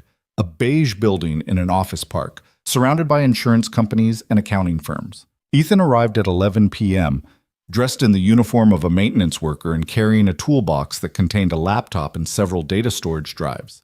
His cover story was simple. He was there to perform routine HVAC maintenance on behalf of the building management company. The credentials Victoria's team had forged were flawless. The security guard at the front desk barely looked up from his phone. Sign in, 3rd floor. Ethan signed a fake name and took the elevator up. His heart was pounding, but his hands were steady.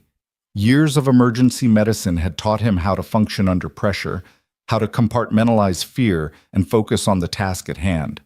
The server room was at the end of a long hallway, behind a door that required a key card. Rachel's passwords worked perfectly. Ethan slipped inside and found himself surrounded by the hum of cooling systems and the blinking lights of thousands of servers.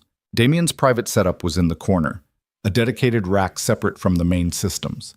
Ethan connected his laptop, entered the encryption keys, and watched as 15 years of secrets began downloading to his drives. Emails, financial records, meeting recordings, evidence of the Meridian deal, of kickbacks and bribes, of systematic manipulation of Lane Technologies' stock price. Everything they needed. The download was 80% complete when the door opened. Ethan spun around to find himself face-to-face with Damien Cross. Damien looked exactly as he did in the office, perfectly groomed, perfectly composed, perfectly calm. He was flanked by 2 security guards who definitely weren't the building's regular staff. Dr. Cole, Damien said, his voice carrying that silky menace that Ethan had come to despise. I must admit, I'm impressed. I expected Victoria to try something eventually, but I didn't expect her to send her lapdog to do it. Damien. Ethan kept his voice level. I don't know what you think is happening here. Please, we're past the point of pretense. Damien stepped closer, and the guards moved with him. I've known about Victoria's little investigation for weeks. Did you really think my assistant could copy files without me noticing?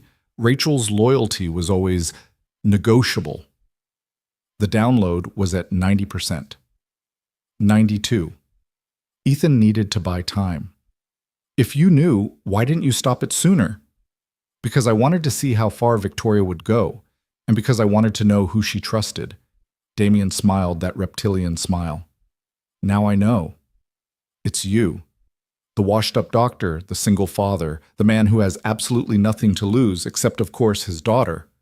Ethan felt his blood run cold. Leave Emma out of this. I would love to. Really, I would. Children should be protected, cherished, kept safe from the ugliness of the adult world. Damien's smile widened. But you've made that impossible, Doctor Cole.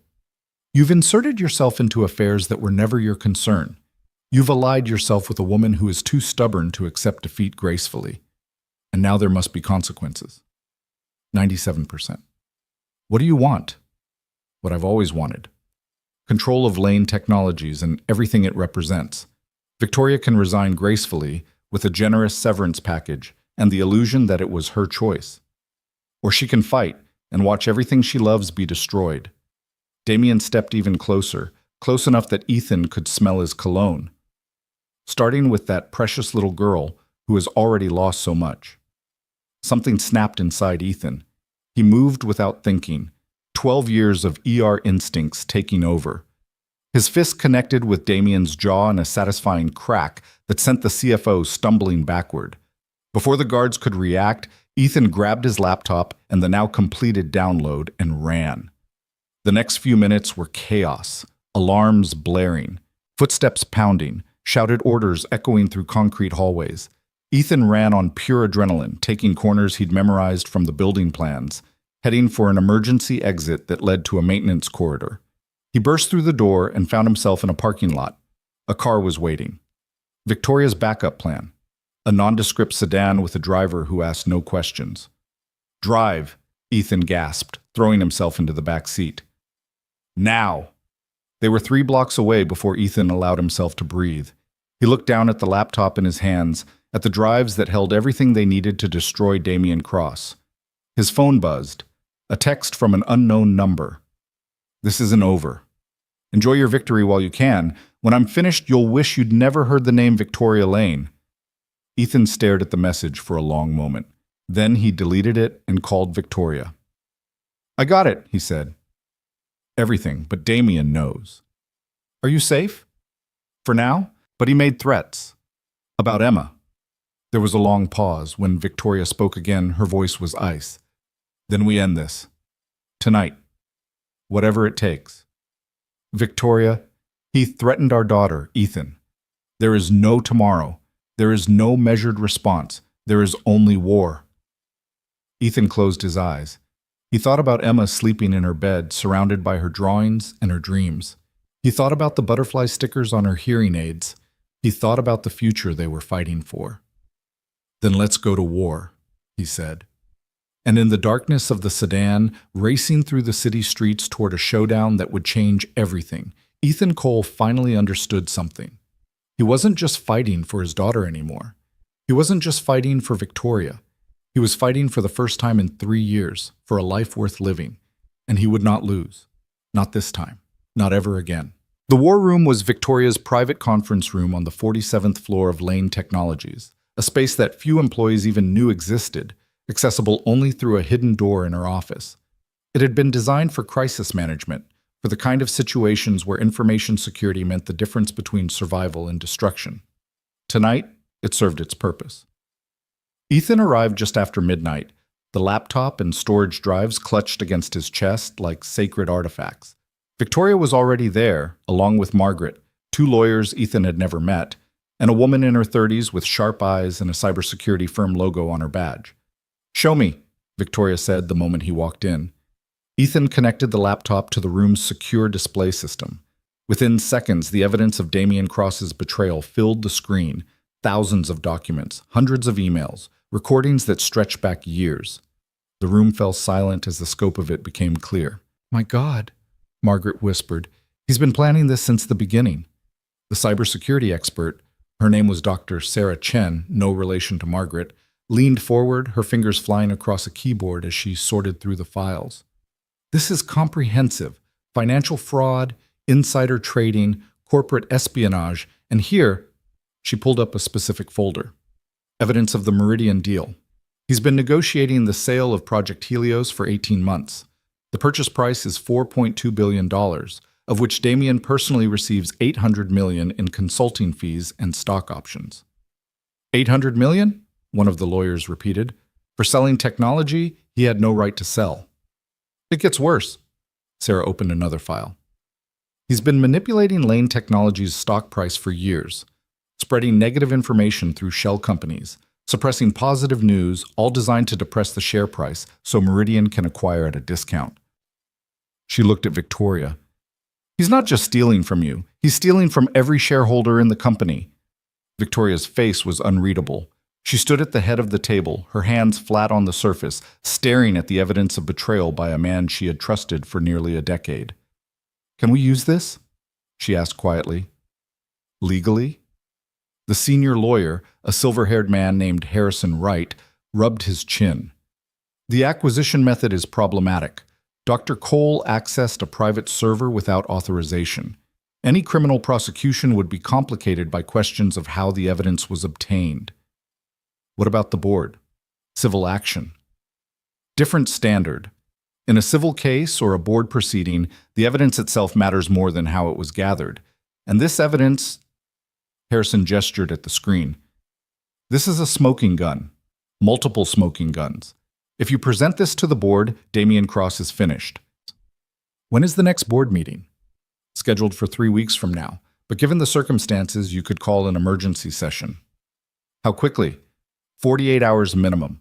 We'd need to follow proper notification procedures, document everything, prepare a presentation that walks through the evidence clearly. Victoria nodded slowly. "Do it. I want the board convened in 48 hours. She turned to Sarah. "In the meantime, I need you to secure these files. Multiple backups, multiple locations. If Damien tries to destroy the evidence, I want copies he can never reach. Already on it. And Ethan. Victoria's eyes met his, and he saw something in them that made his heart twist. Gratitude. Fear. And something else, something deeper. Thank you. I know what you risked tonight. I'd do it again, he said, without hesitation. Before anyone could respond, Ethan's phone buzzed. He glanced at the screen and felt his blood turn to ice. It was a message from Mrs. Patterson. Emma woke up crying. She says she can't hear anything in her left ear. I think you need to come home. The drive to Mrs. Patterson's apartment was a blur. Victoria insisted on coming, canceling everything, refusing to let Ethan face this alone. They left the lawyers and cybersecurity team to continue their work and race through empty streets that seemed to stretch forever. Emma was sitting on Mrs. Patterson's couch when they arrived, her face streaked with tears, her hands pressed against her ears as if she could somehow force them to work through sheer will. "Daddy," she sobbed when she saw him. "I can't hear right. It's all fuzzy and quiet, and I don't like it." Ethan knelt in front of her, taking her hands in his. Hey, look at me. It's okay. I'm here." "It's not okay." Emma's voice cracked. "What if it doesn't come back? What if I can't hear you anymore? What if I can't hear Victoria read stories or Mrs. Patterson singing or anything?" Victoria dropped to her knees beside Ethan. "Emma, sweetie, listen to me. We're going to fix this. I promise you." "You can't promise that." Emma's eyes were red, swollen, filled with a fear that no 7-year-old should ever have to carry. "The doctor said it might get worse before the surgery. They said I might lose more hearing. They said—" "I know what the doctor said." Victoria's voice was firm but gentle. "And they're right that there are things we can't control. But here's what I can promise you. Your father and I are going to do everything in our power to make sure you get that surgery as soon as possible. And until then, we're not going to leave your side. Whatever happens, you won't face it alone. Do you understand?" Emma stared at her for a long moment. Then, slowly, she nodded. "Okay," she whispered. "Okay." Victoria pulled her into a hug, holding her tight while the little girl cried. Over Emma's shoulder, her eyes met Ethan's. He saw it then, the moment when everything changed. The moment when Victoria Lane, CEO and billionaire and master of her universe, became something else entirely. A mother, not biologically, not officially, but in every way that mattered.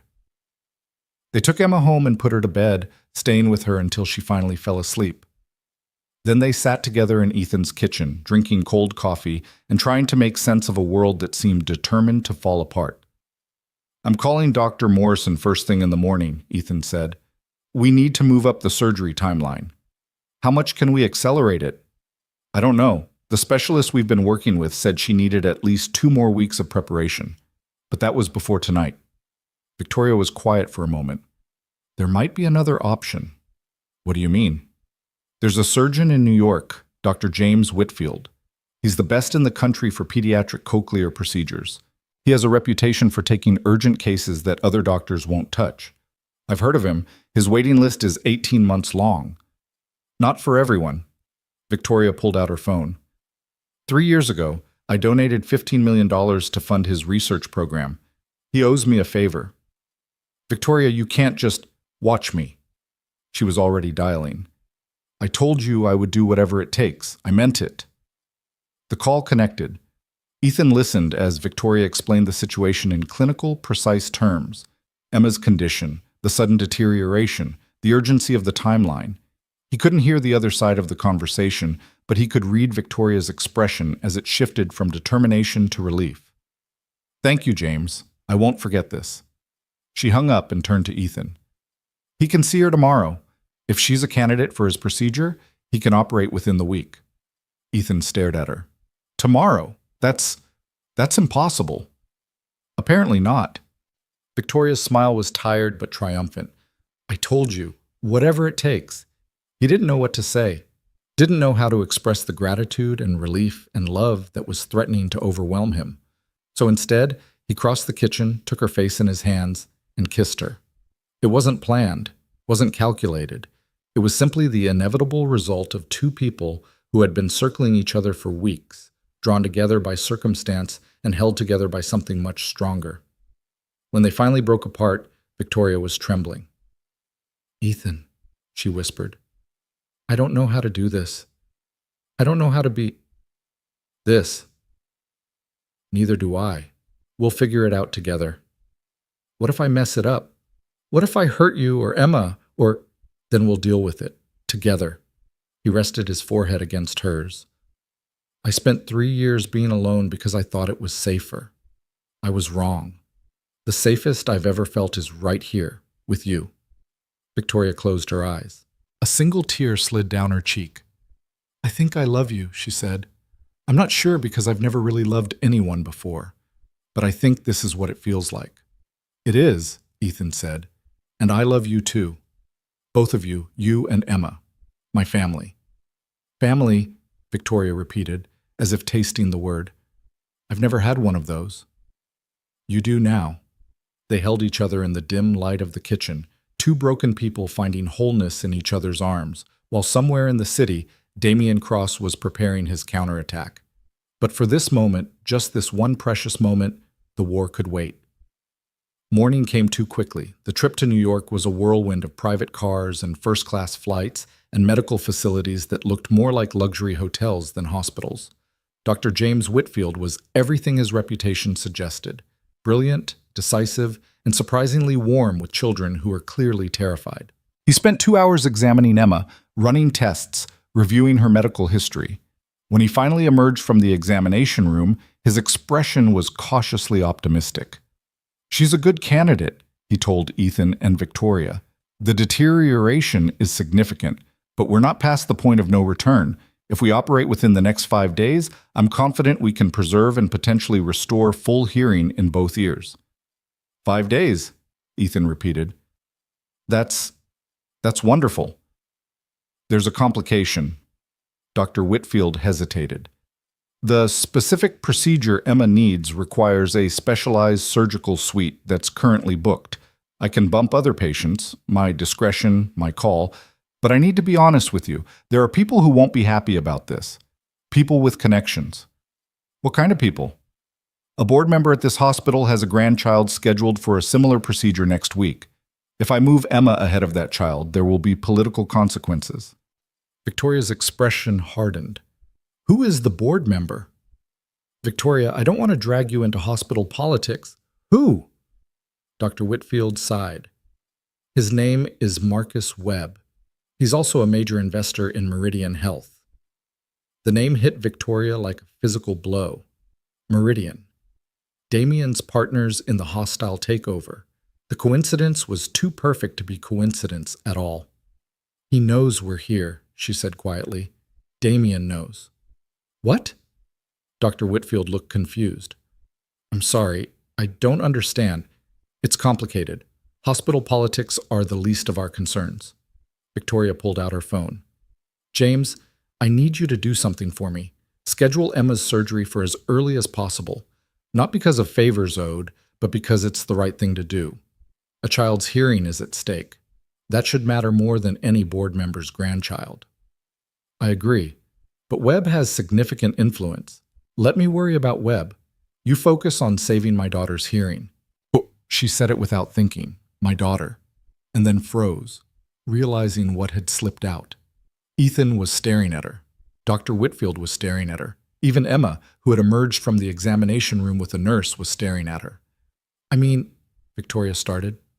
"It's okay," Emma said softly. She walked over and took Victoria's hand. "You can call me that, if you want. I don't mind." Victoria's eyes glistened. "You don't?" "No, I like having two parents." Emma squeezed her hand. "Even if one of them is kind of scary sometimes." "I'm not scary." "You made that mean doctor at the front desk cry." "He was being rude about the paperwork." "He definitely cried." Despite everything, the fear, the uncertainty, the shadow of Damian Cross looming over them, Ethan laughed. It was a genuine laugh, full and real, and it broke the tension like sunlight through clouds. "She has you there," he said. Victoria tried to look offended and failed completely. Fine, maybe I'm a little scary, but only to people who deserve it. I'll remember that, Dr. Whitfield said dryly. Emma, I'll see you in 3 days for preoperative testing. In the meantime, rest, stay calm, and try not to let your parents terrify any more hospital staff. I'll try, Emma said, but no promises. They left the hospital with something Ethan hadn't felt in months. Hope. Real, tangible hope that Emma's hearing could be saved, that their nightmare might finally be ending. That hope lasted exactly 4 hours. They were in the car heading back to the airport when Victoria's phone rang. She answered, listened for 30 seconds, and then her face went pale. When? She asked. How long do we have? She hung up and turned to Ethan with an expression he'd never seen before, raw, unfiltered panic. Damien called an emergency board meeting. He's moving to have me removed as CEO. What? He can't do that. We have the evidence. He's not waiting for us to use it. He's accelerating his timeline, trying to force me out before we can present anything. Victoria's hands were shaking. The meeting is in 36 hours. If I'm not there to defend myself, the board will vote in absentia. And according to my source, he has enough votes to win. Then we go back. We present the evidence early. It's not ready. Sarah needs at least another day to compile everything into a coherent presentation. The lawyers need time to review to make sure we don't expose ourselves to countercharges. Victoria's voice was rising, edged with hysteria. He's outmaneuvered us.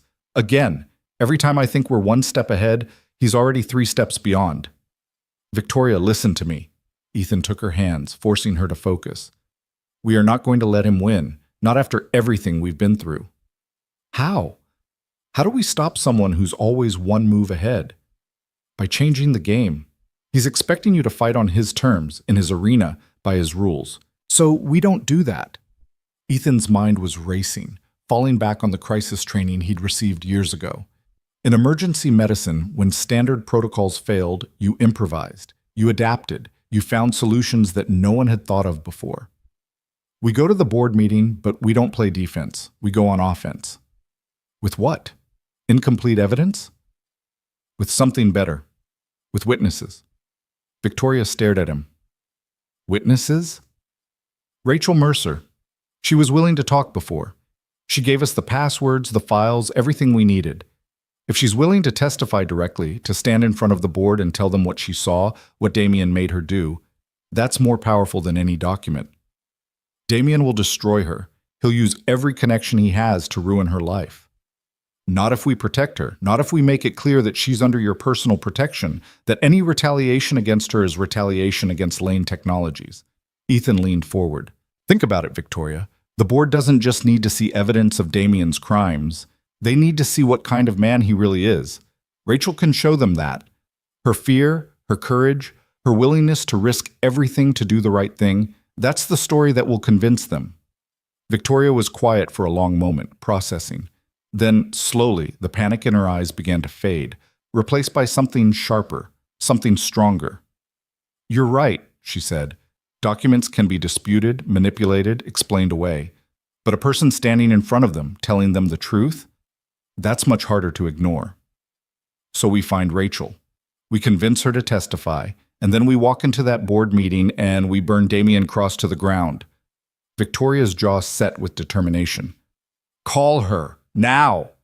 Rachel Mercer answered on the 3rd ring, and her voice was trembling before Ethan even finished explaining why he was calling. I can't, she whispered. I already did more than I should have. If Damien finds out, Rachel, he already knows. He caught me at the server. He knows you helped us.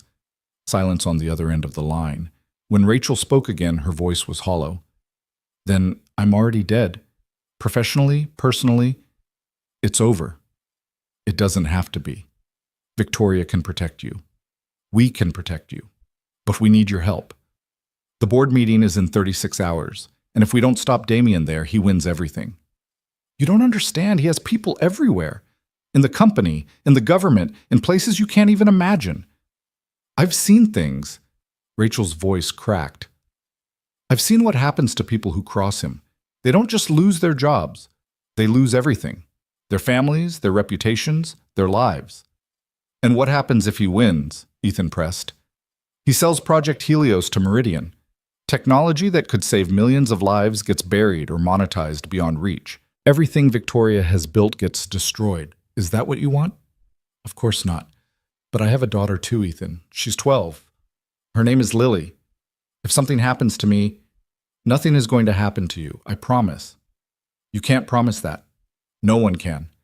Ethan closed his eyes. He thought about Emma, about the fear in her eyes when she'd woken up unable to hear, about the lengths he would go to protect her. You're right, he said quietly. I can't promise that nothing will happen. What I can promise is that we will fight for you, the same way we're fighting for ourselves. Victoria isn't the kind of person who abandons people who help her. If you do this, you won't be alone. There was a long pause. Ethan could hear Rachel breathing on the other end of the line, could almost feel her wrestling with the impossible choice. My daughter, she said finally.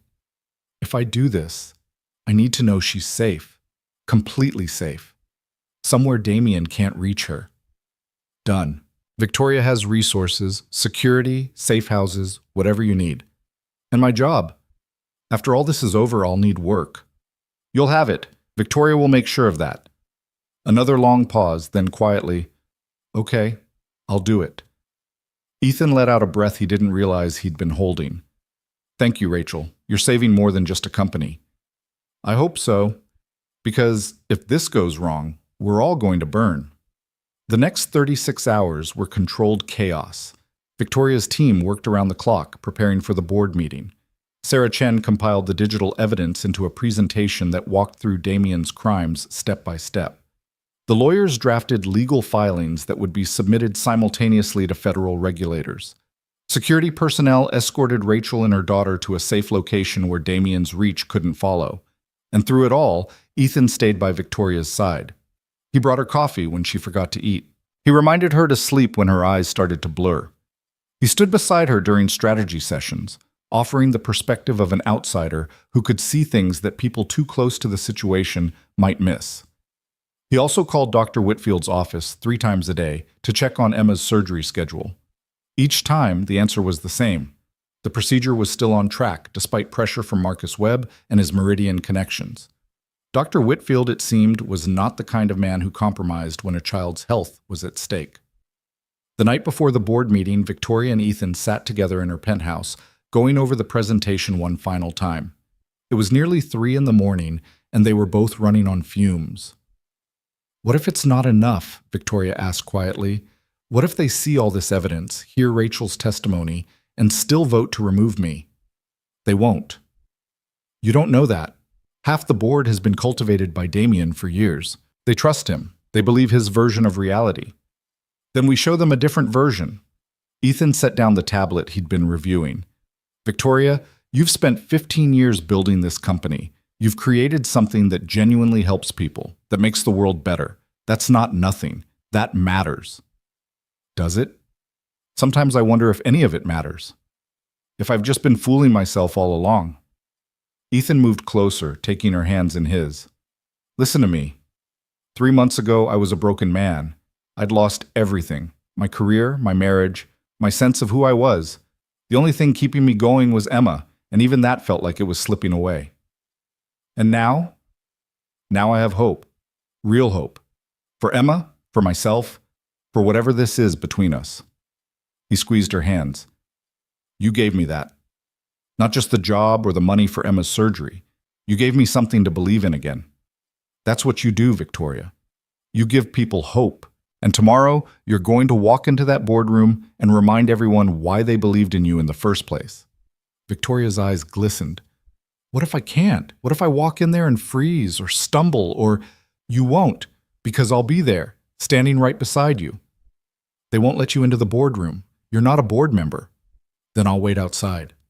I'll be the first face you see when you walk out victorious. He lifted her hand and pressed a kiss to her knuckles. You're not alone anymore, Victoria. Whatever happens tomorrow, you're not alone. She looked at him for a long moment.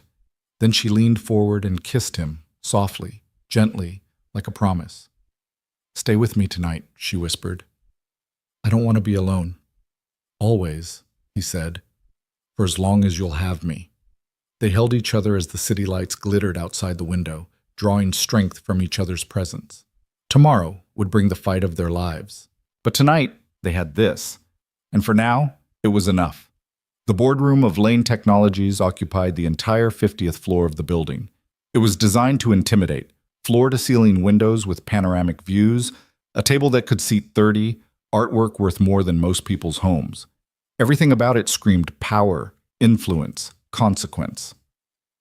Victoria arrived at precisely 9 a.m., flanked by Margaret and Harrison Wright. She wore her armor, a perfectly tailored charcoal suit, her hair pulled back in a severe bun, her expression carved from ice. If she felt any of the fear she'd confessed the night before, she gave no sign. Ethan waited in the anteroom, close enough to hear but not permitted to enter. Rachel sat beside him, pale and trembling, clutching a folder of documents to her chest like a shield. "You can do this," Ethan told her quietly. "Just tell the truth. That's all you have to do." "The truth?" Rachel laughed bitterly. "Do you know how long it's been since the truth mattered in that room? It matters today. I promise you that." Through the heavy doors, they could hear the meeting being called to order.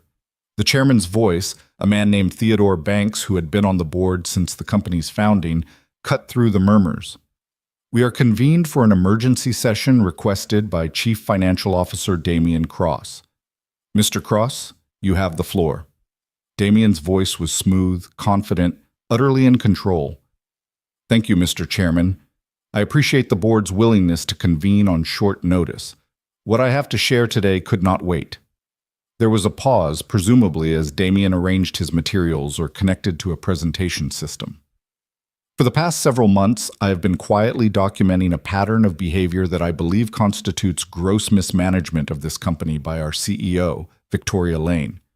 Erratic decision-making, inappropriate personal relationships that compromise corporate security, and most troublingly, evidence that she has been pursuing a secret agenda that puts her personal interests above those of our shareholders." "This is absurd," Victoria's voice, cold and sharp. "Damian, what exactly are you accusing me of?" "I'm accusing you of nothing, Victoria. I'm simply presenting facts and allowing the board to draw their own conclusions." Another pause. "For example, the board may not be aware that you have recently hired a personal driver with a highly questionable background, a disgraced doctor who lost his license after a patient death, a man who has been seen leaving your apartment at all hours of the night." Murmurs from the board. Ethan felt his jaw clench. "Furthermore," Damian continued, "this same individual was caught just 3 nights ago breaking into a secure data facility. A facility that, I should add, has no connection to Lane Technologies' operations. One wonders what he was looking for, and what he was looking for on your behalf." "The board has no interest in my personal life," Victoria said, "and Dr. Cole's background has been thoroughly vetted." "Has it? By whom? Your personal lawyers? Your pet security team?" Damian's voice dripped with false concern. "Victoria, I'm not trying to embarrass you. I'm trying to protect this company, a company that you have increasingly treated as your personal fiefdom rather than a publicly traded corporation with obligations to its shareholders. This is ridiculous. Is it? Then perhaps you can explain why Project Helios, our most valuable intellectual property, remains years behind schedule and massively over budget. Why key employees have left in droves over the past 18 months. Why our stock price has declined 23% since you rejected the very partnerships I've been cultivating." "Partnerships?" Victoria's laugh was harsh. "You mean the secret negotiations with Meridian Health? The ones where you personally stand to receive $800 million if this company is sold?" Silence. Complete, ringing silence. "I don't know what you're talking about," Damian said, but there was a slight crack in his composure. "Don't you? Then perhaps you can explain this." Ethan heard the sound of a tablet being passed around the table. He could imagine the board members' faces as they saw the evidence, the emails, the financial records, the proof of Damian's betrayal. "This is fabricated," Damian said quickly. "These documents are forgeries planted by Victoria to discredit me. These documents were extracted from your private server 3 nights ago. The same server you just mentioned, the one with no connection to Lane Technologies. Funny how you knew about that break-in, considering the facility isn't supposed to exist." More murmurs, louder now. The tide was beginning to turn. "I'd like to call a witness," Victoria continued. "Someone who can speak to the authenticity of these documents. Someone who has worked closely with Mr. Cross for 3 years and can testify to his activities." The door to the anteroom opened. Margaret appeared, gesturing to Rachel. "That's your cue," Ethan said quietly. Rachel took a deep breath. Her hands were still shaking, but there was steel in her eyes. "Tell them the truth," Ethan said. "That's all you have to do." Rachel nodded once, then walked through the door into the boardroom. The next 20 minutes were some of the longest of Ethan's life. He could hear Rachel's voice, quiet at first, but growing stronger as she described what she had witnessed. The documents she had been forced to sign, the emails she had been ordered to delete, the meetings that were never recorded, the conversations that happened in shadows. He could hear Damien trying to interrupt, trying to discredit her, trying to paint her as a disgruntled employee with a grudge. But the board wasn't listening to him anymore. They were listening to Rachel, a woman who had nothing to gain and everything to lose by telling the truth. When she described the pressure tactics Damien had used against employees who questioned him, an older female board member audibly gasped. When she produced a recording of Damien explicitly discussing the Meridian deal and his personal payout, the chairman called for order as the room erupted. And when she looked directly at the board and said, "I'm here because someone has to stop this.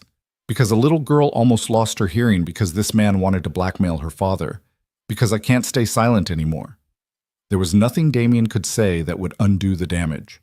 The boardroom doors finally opened and Victoria emerged. She was pale, exhausted, but there was something in her eyes that Ethan had never seen before. Victory. "It's over," she said. The board voted unanimously to terminate Damien's employment and refer the matter to federal authorities. They're also opening an investigation into everyone he corrupted. She took a shaky breath. "We won." Ethan pulled her into his arms, not caring who was watching. I told you we'd win." "I couldn't have done it without you, without Rachel, without any of it." "You could have. You would have found a way. That's who you are." Behind them, Rachel emerged from the boardroom, looking shell-shocked but relieved. Victoria broke away from Ethan and crossed to her. "Thank you," Victoria said. "What you did in there.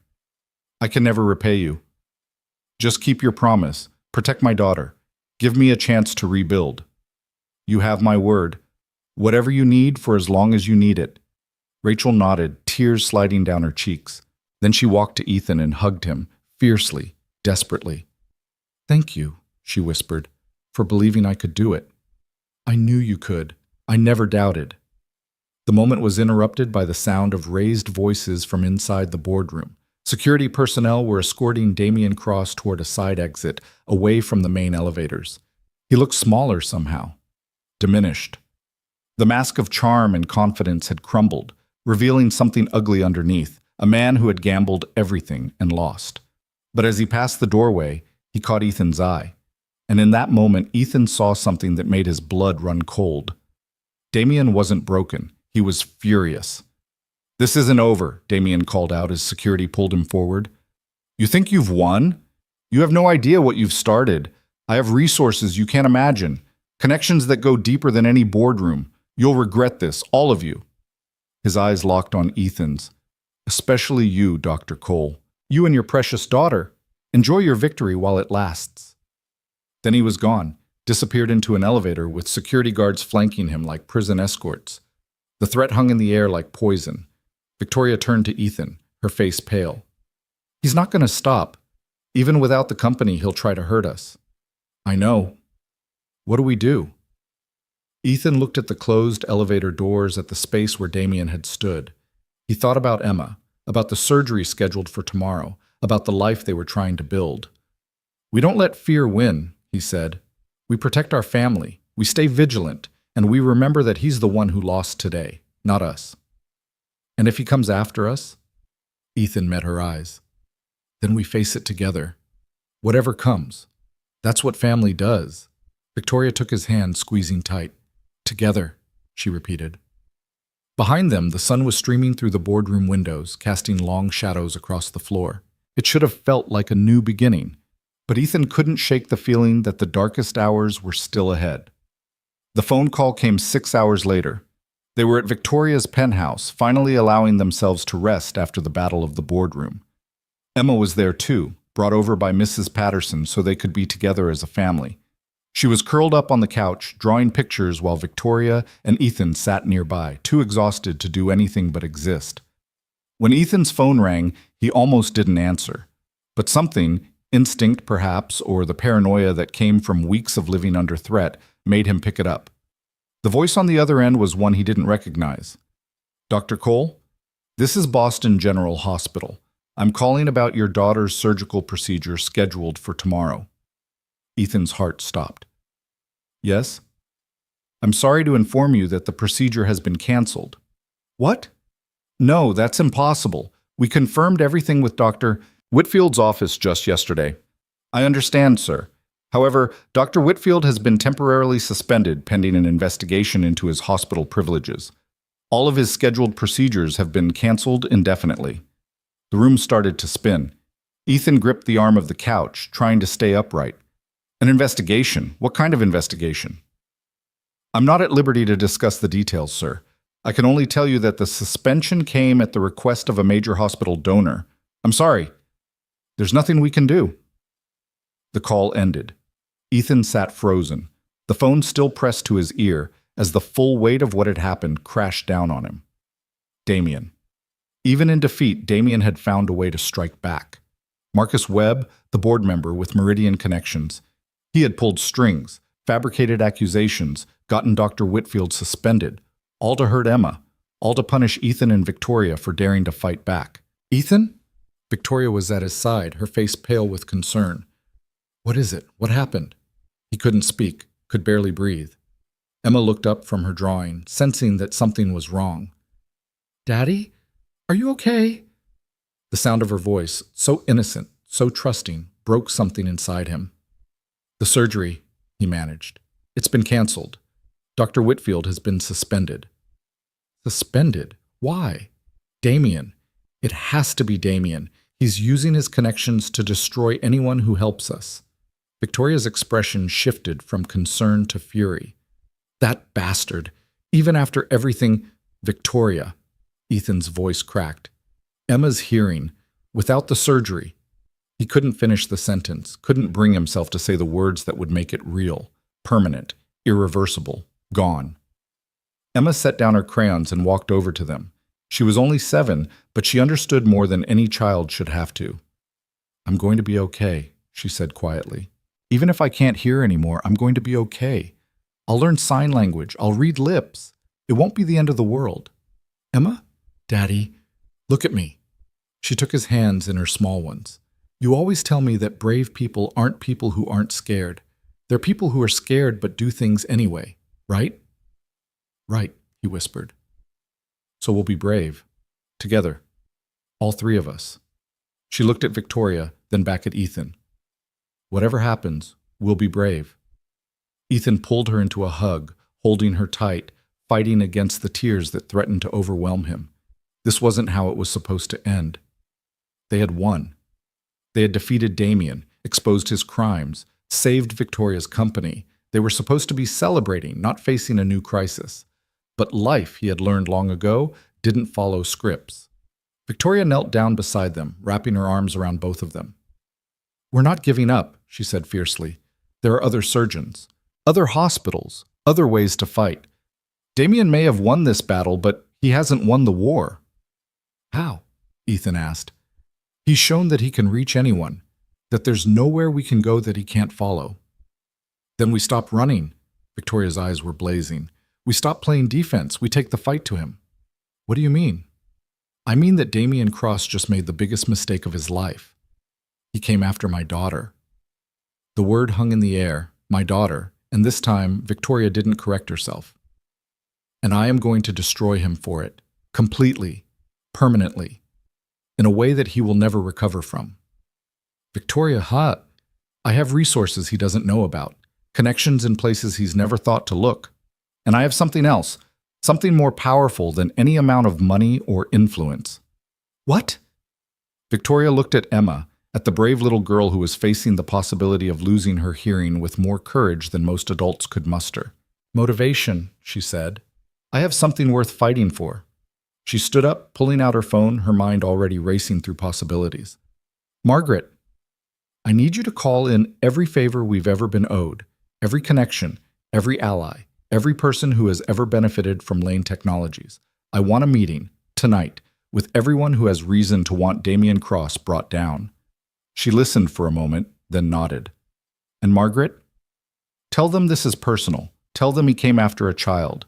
Tell them that anyone who helps us will have my gratitude, and anyone who doesn't will have my attention.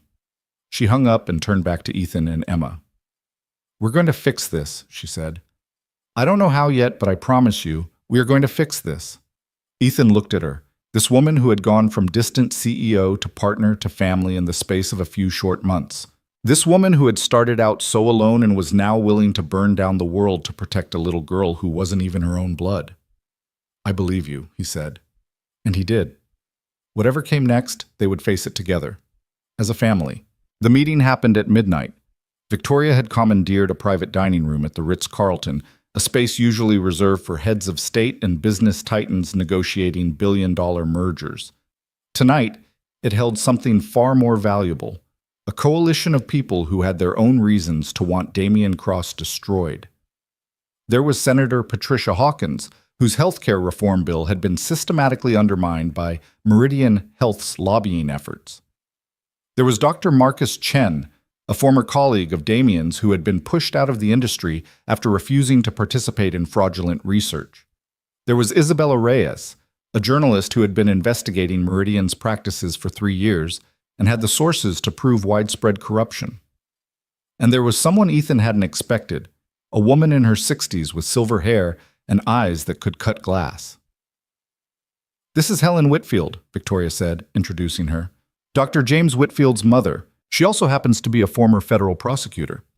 Helen extended her hand to Ethan with a grip that suggested she had spent her career intimidating criminals and corrupt officials. My son called me this afternoon, she said. Told me about the suspension, about the little girl who needs surgery. He also told me who was behind it. Her eyes hardened. Damien Cross made a serious mistake when he went after my family. That seems to be his specialty, Ethan said quietly. Going after families. Then let's make sure it's the last mistake he ever makes. The meeting lasted 3 hours. By the end, they had assembled a strategy that attacked Damien from every possible angle. Senator Hawkins would call for a congressional inquiry into Meridian Health's practices. Dr. Chen would provide testimony about the fraudulent research that Damien had overseen years ago.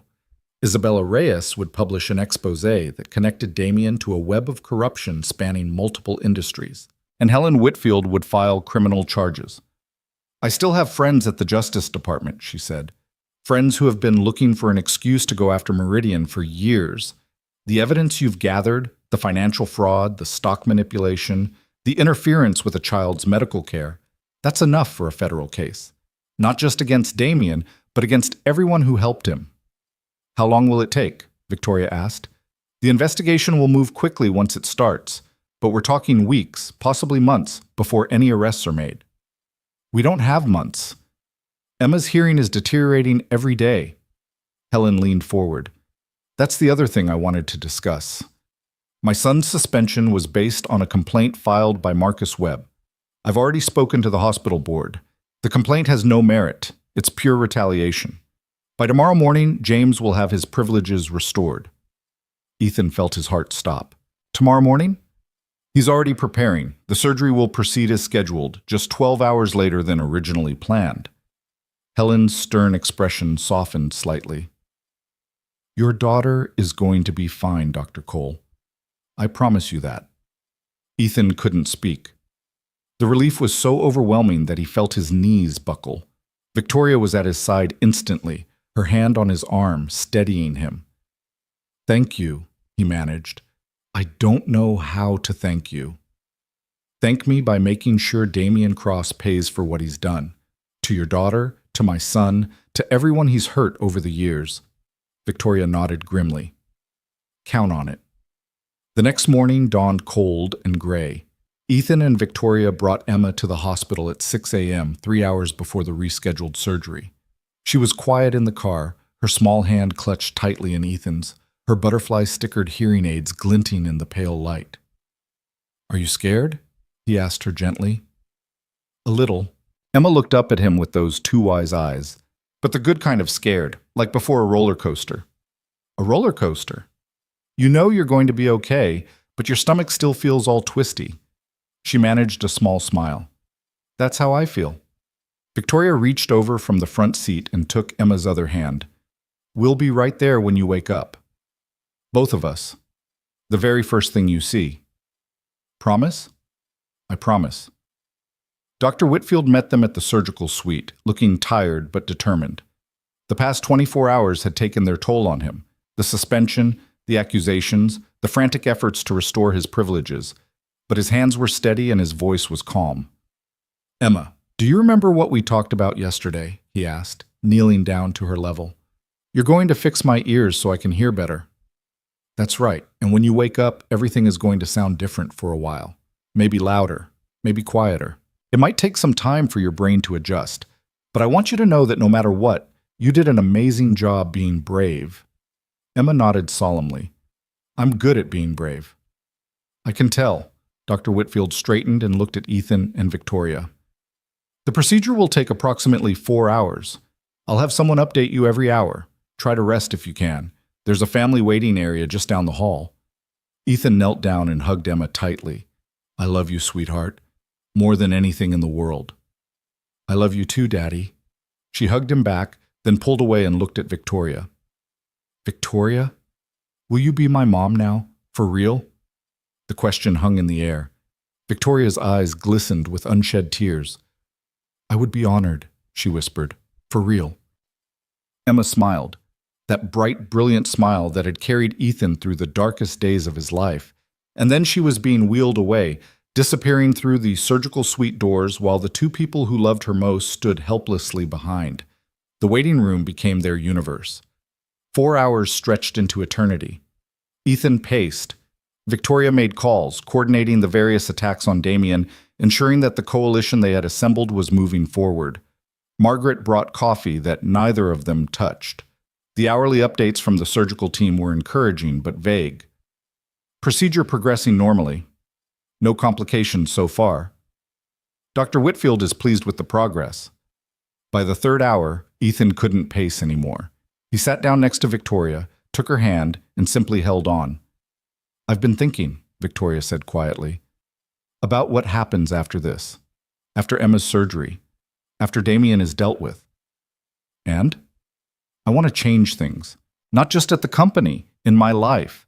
I've spent so long building walls, keeping people out, convincing myself that I was better off alone." She looked at him. "I don't want to be alone anymore." "You're not alone." "I know, that's what I'm trying to say." She took a deep breath. "After everything settles down, I want us to be a real family. Not just in practice, officially. I want to adopt Emma. If you'll let me." Ethan stared at her. "Victoria, I know it's sudden. I know we've only been together for a few months, but I've never been more sure of anything in my life. Emma is my daughter. You're the man I love. And I want the world to know it." Before Ethan could respond, the surgical suite doors opened. Dr. Whitfield emerged, still in his scrubs, pulling off his surgical cap. His face was unreadable. Ethan's heart stopped. He couldn't move, couldn't breathe, couldn't think. The world narrowed to a single point. The expression on Dr. Whitfield's face, the words that would determine everything. And then Dr. Whitfield smiled. "The surgery was a complete success. Emma's hearing has been fully restored in both ears. She's going to be fine." The words hit Ethan like a wave, washing away weeks of fear and tension and desperate hope. His knees gave out, and he would have fallen if Victoria hadn't caught him. "She's okay?" he managed. "She can hear?"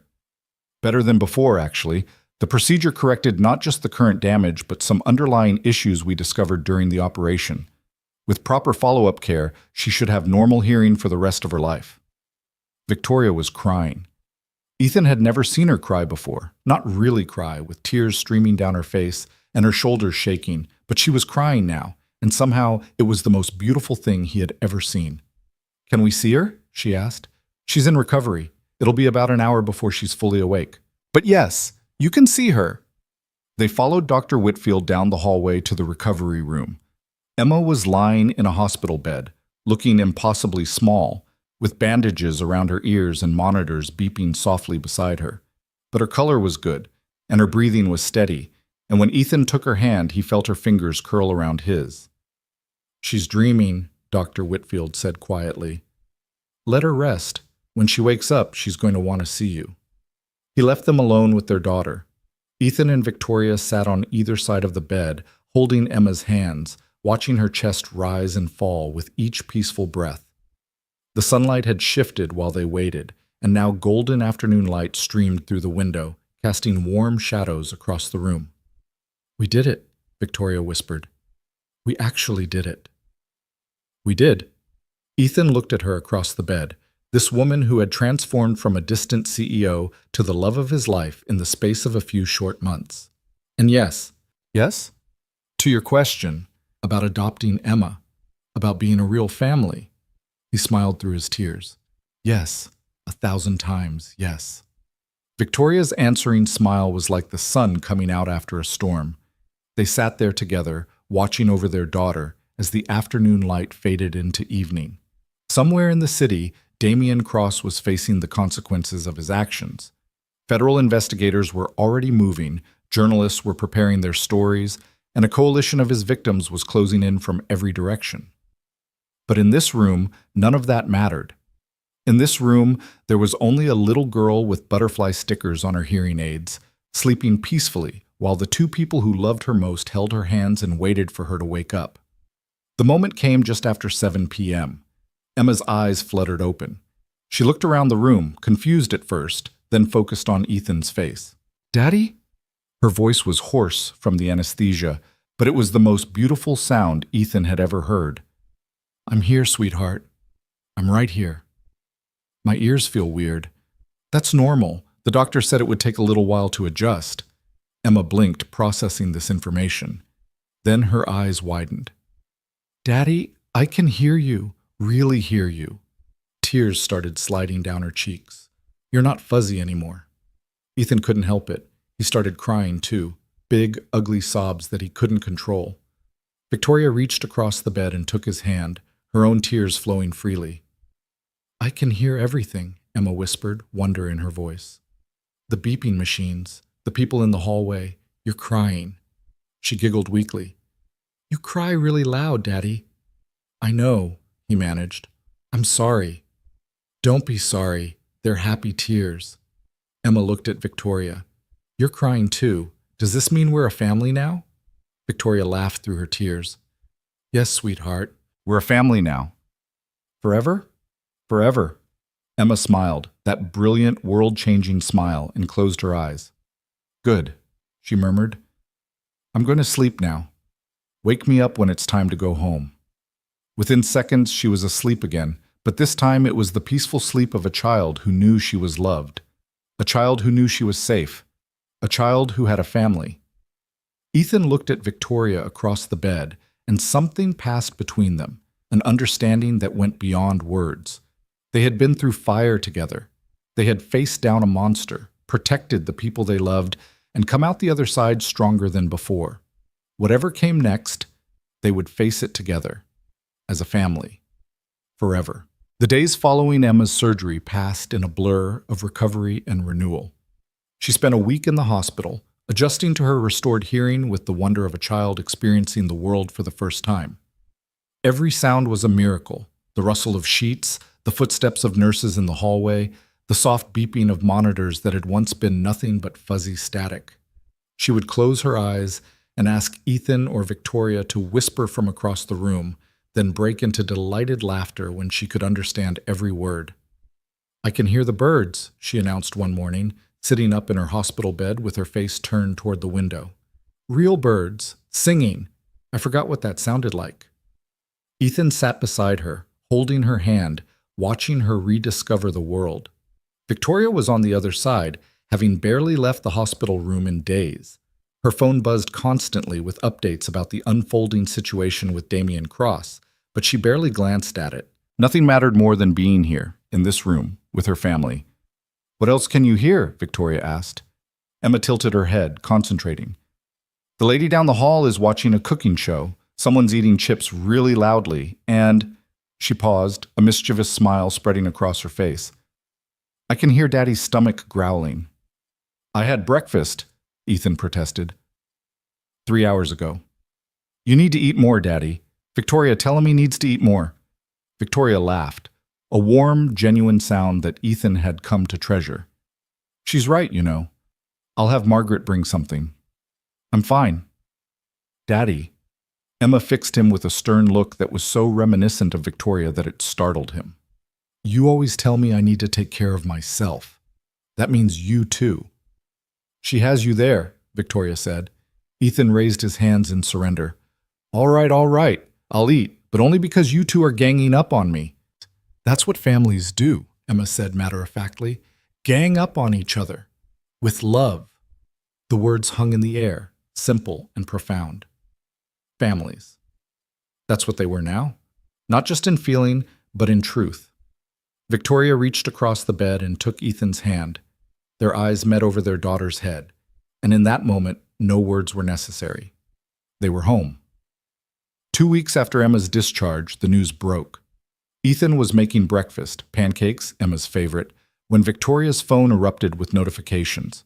She had been sitting at the kitchen table reviewing documents for the company's restructuring, but now she stared at her screen with an expression Ethan couldn't quite read. What is it? He asked. Victoria didn't answer immediately. She set down the phone, stood up, and walked to the window. The morning light caught her face, and Ethan saw something there he had never seen before. Peace.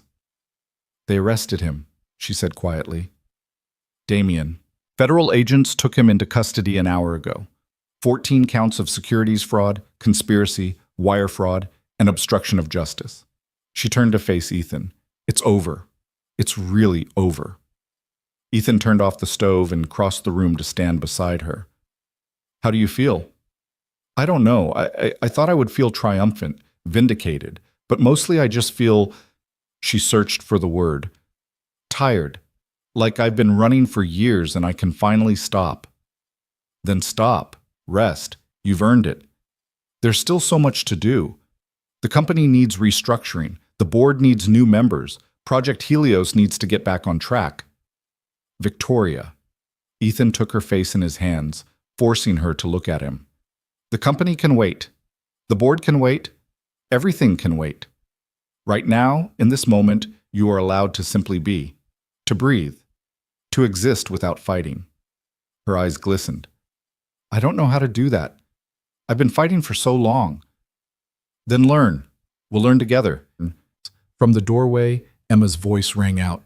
Are the pancakes ready? I'm starving. They both laughed, the tension breaking like a wave against rocks. Almost ready, Ethan called back. Give me 5 minutes. Hurry up. My stomach is making whale noises. Ethan kissed Victoria softly, then returned to the stove. As he flipped pancakes and listened to Emma chattering about a dream she'd had, he realized something. This was what happiness felt like.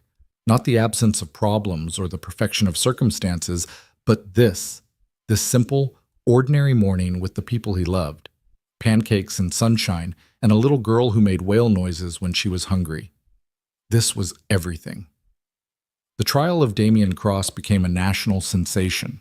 Isabella Reyes's exposé had been published the day of his arrest, laying bare the full scope of his crimes. The story dominated news cycles for weeks, a tale of corporate greed, betrayal, and the systematic corruption of institutions that were supposed to protect people. But for Ethan and Victoria, the trial was something else entirely. It was closure. Victoria testified on the second day, walking the jury through years of manipulation and deception.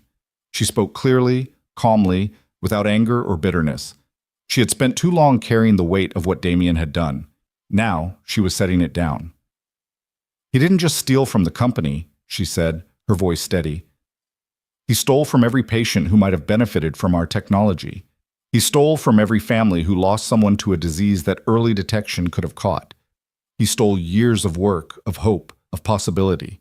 And he did it for money, for power, for nothing that matters. Ethan watched from the gallery, Emma's hand in his. The little girl had insisted on coming, on seeing the man who had tried to hurt them face justice. She sat quietly through the testimony, her expression serious beyond her years. "Is he going to go to jail?" she whispered. "Yes," Ethan whispered back, "for a very long time." "Good." Emma squeezed his hand. "He was mean. Mean people should have consequences." "They should." Rachel Mercer testified on the third day. She was nervous at first, her voice shaking as she described the years she had spent under Damien's control.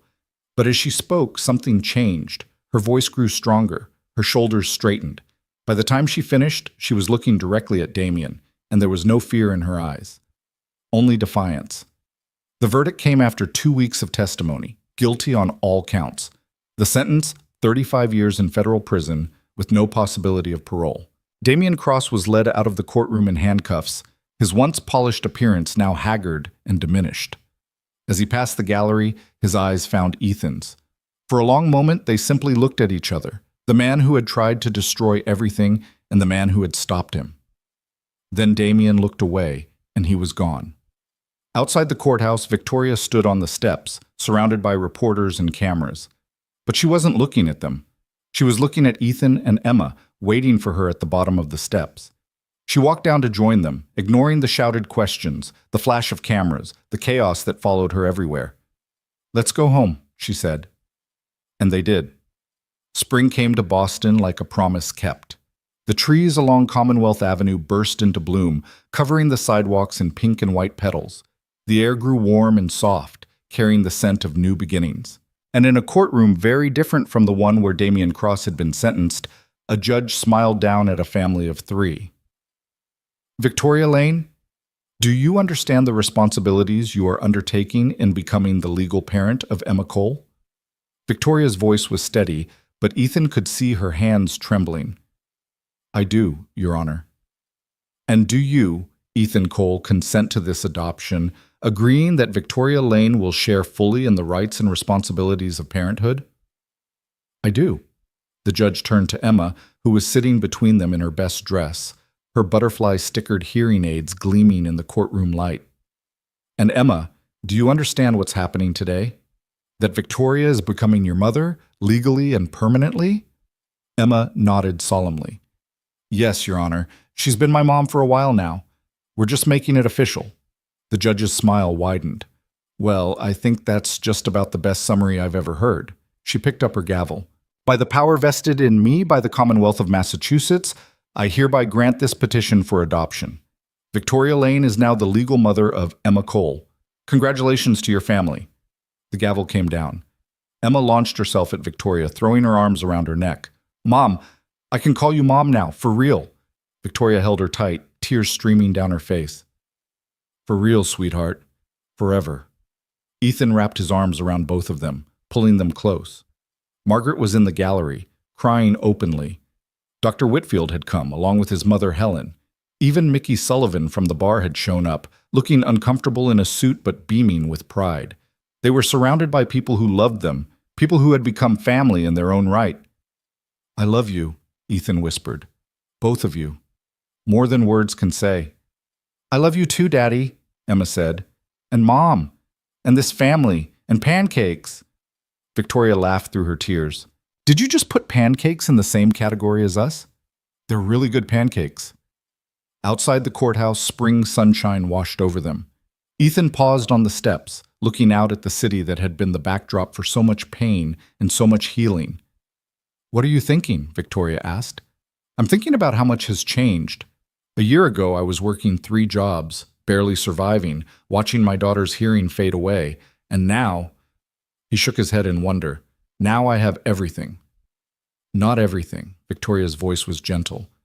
"There's something we haven't talked about. Your career. Your real career." Ethan tensed. They had discussed this before, briefly, but he had always deflected. The wounds from losing his medical license were still raw, even after all this time. "That's in the past," he said. "It doesn't have to be." Victoria took his hand. "The malpractice case was dismissed. Your license was suspended pending review, but the review never happened because you didn't fight for it. What if you did? What if you went back?" "Victoria, I'm not sure I can—" I spoke to Helen Whitfield. She knows people on the medical board. With her help, with the right lawyers, there's a chance. A real chance. Ethan was quiet for a long moment. He thought about the emergency room, about the lives he had saved, about the calling he had abandoned because he was too broken to fight. I don't know if I'm ready, he admitted. You don't have to be ready today, but I want you to know that when you are, if you are, I'll be there. Every step of the way. Emma tugged on his hand. Daddy, are you going to be a doctor again? He looked down at his daughter, this brave, brilliant little girl who had faced her own battles with more courage than he had ever possessed. Maybe, he said. Would you like that? I would like whatever makes you happy. Emma's smile was sunshine. That's what families do. They make each other happy. 6 months later, Dr. Ethan Cole walked through the doors of Massachusetts General Hospital. Not as a janitor, not as a driver, not as a broken man searching for scraps of his former life. As a physician. The path back had been difficult. Hearings, evaluations, skeptical board members, moments when he had wanted to give up. But Victoria had been there through all of it, just as she had promised. And now, finally, he was home. The emergency room was exactly as he remembered. The controlled chaos, the urgency, the constant dance between life and death. But something was different now. He was different. He was no longer the man who had everything to prove. He was a man who had already lost everything, rebuilt from the ashes, and emerged stronger than before. His first patient was a young mother with a sick child. As Ethan examined the little boy, noting symptoms, making assessments, he felt the old instincts returning. The steady hands, the clear thinking, the ability to see what others missed. Is he going to be okay? The mother asked, fear in her voice. He has a severe ear infection, Ethan said gently. We'll get him on antibiotics and keep him for observation, but yes, he's going to be okay. The relief on her face was everything. This was why he had become a doctor in the first place. Not for the prestige or the money, but for this, the ability to take someone's fear and transform it into hope. When his shift ended, Victoria was waiting in the lobby. She had Emma with her, holding a handmade card that read, "Congratulations, Dr. Daddy Sa," in colorful letters. How was it? Victoria asked. Perfect, Ethan said, and he meant it. Absolutely perfect. They walked out into the evening together, a family of 3. The city stretched around them, full of lights and sounds and possibilities. The same city where they had met, where they had fought, where they had nearly lost everything and found each other instead. Mom, can we get ice cream? Emma asked. It's almost dinner time. So? Ice cream can be dinner, right, Daddy? Ethan looked at Victoria with exaggerated helplessness. I don't know. She makes a compelling argument. Victoria sighed, but she was smiling. Fine. Ice cream for dinner, but just this once. That's what you said last time, Emma pointed out. And the time before that, Ethan added. You two are impossible.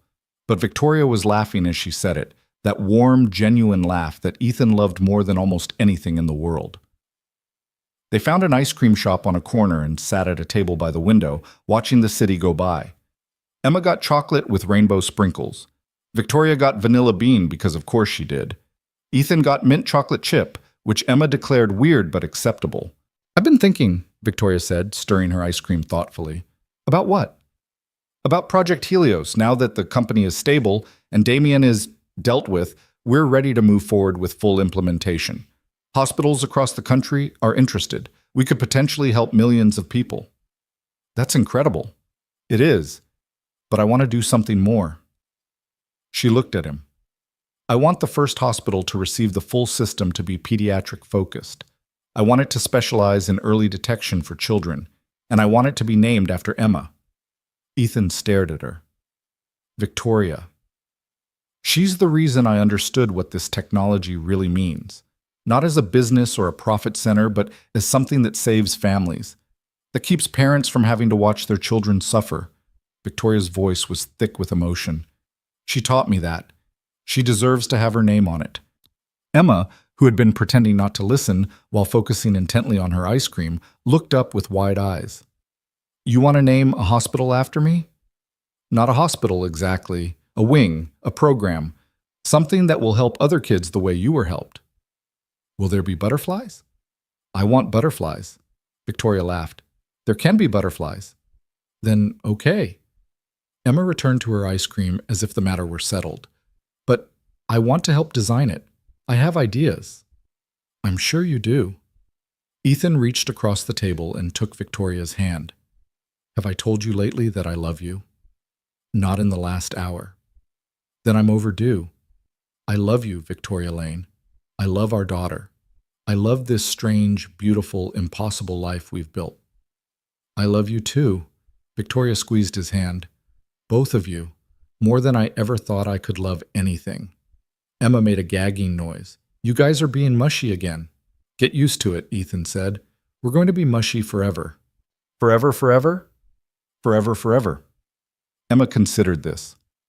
Okay, but only if we get ice cream every time you get mushy. Deal? Deal? They finished their ice cream and walked home through the warm evening, Emma skipping ahead while Ethan and Victoria followed hand in hand. The apartment they shared now was bigger than Ethan's old place, a brownstone in a quiet neighborhood with a backyard where Emma could play, and a kitchen big enough for pancake making, and a room that Victoria had converted into an art studio because Emma had once mentioned she liked to draw. It was perfect. Imperfect in all the ways that real homes were imperfect, but perfect nonetheless. That night, after Emma was asleep and the house was quiet, Ethan and Victoria stood on the balcony overlooking the city, the same city lights that had witnessed their meeting, their battles, their triumphs. Do you ever think about that night? Victoria asked. The night we met? All the time. I was so broken then, so convinced that my life was over. If you hadn't been there, but I was. Ethan pulled her close. And you weren't the only one who was broken. I was falling apart too, just more quietly. We saved each other, Victoria. That's what happened. We saved each other, she repeated softly. I like that. They stood there in the darkness, holding each other, watching the lights of the city that had shaped them. Somewhere out there, people were struggling, fighting, hoping. Somewhere, there was a single father working 3 jobs to save his daughter. Somewhere, there was a CEO sitting alone in a penthouse, wondering if anyone would ever see her as human. And maybe, somewhere, 2 of those people would find each other. Maybe they already had. I used to think strength meant doing everything alone, Victoria said, that needing someone made you weak, that love was a vulnerability I couldn't afford. And now? Now I know that love is the only thing that makes strength worth having. What's the point of fighting if you don't have something to fight for? Ethan kissed her forehead. We have everything to fight for now. We do. Victoria smiled against his chest. A daughter who thinks ice cream is a dinner food. A company that might actually change the world. A future that looks nothing like what I expected and everything like what I needed. And each other. And each other. Always. The city glittered below them, full of stories waiting to be told. But theirs was the only one that mattered tonight. A struggling single father who noticed what everyone else missed. A brilliant CEO who had forgotten how to be human. And a brave little girl with butterfly stickers on her hearing aids who had taught them both what it meant to be a family. They had found each other in the darkness, and they would spend the rest of their lives walking together in the light.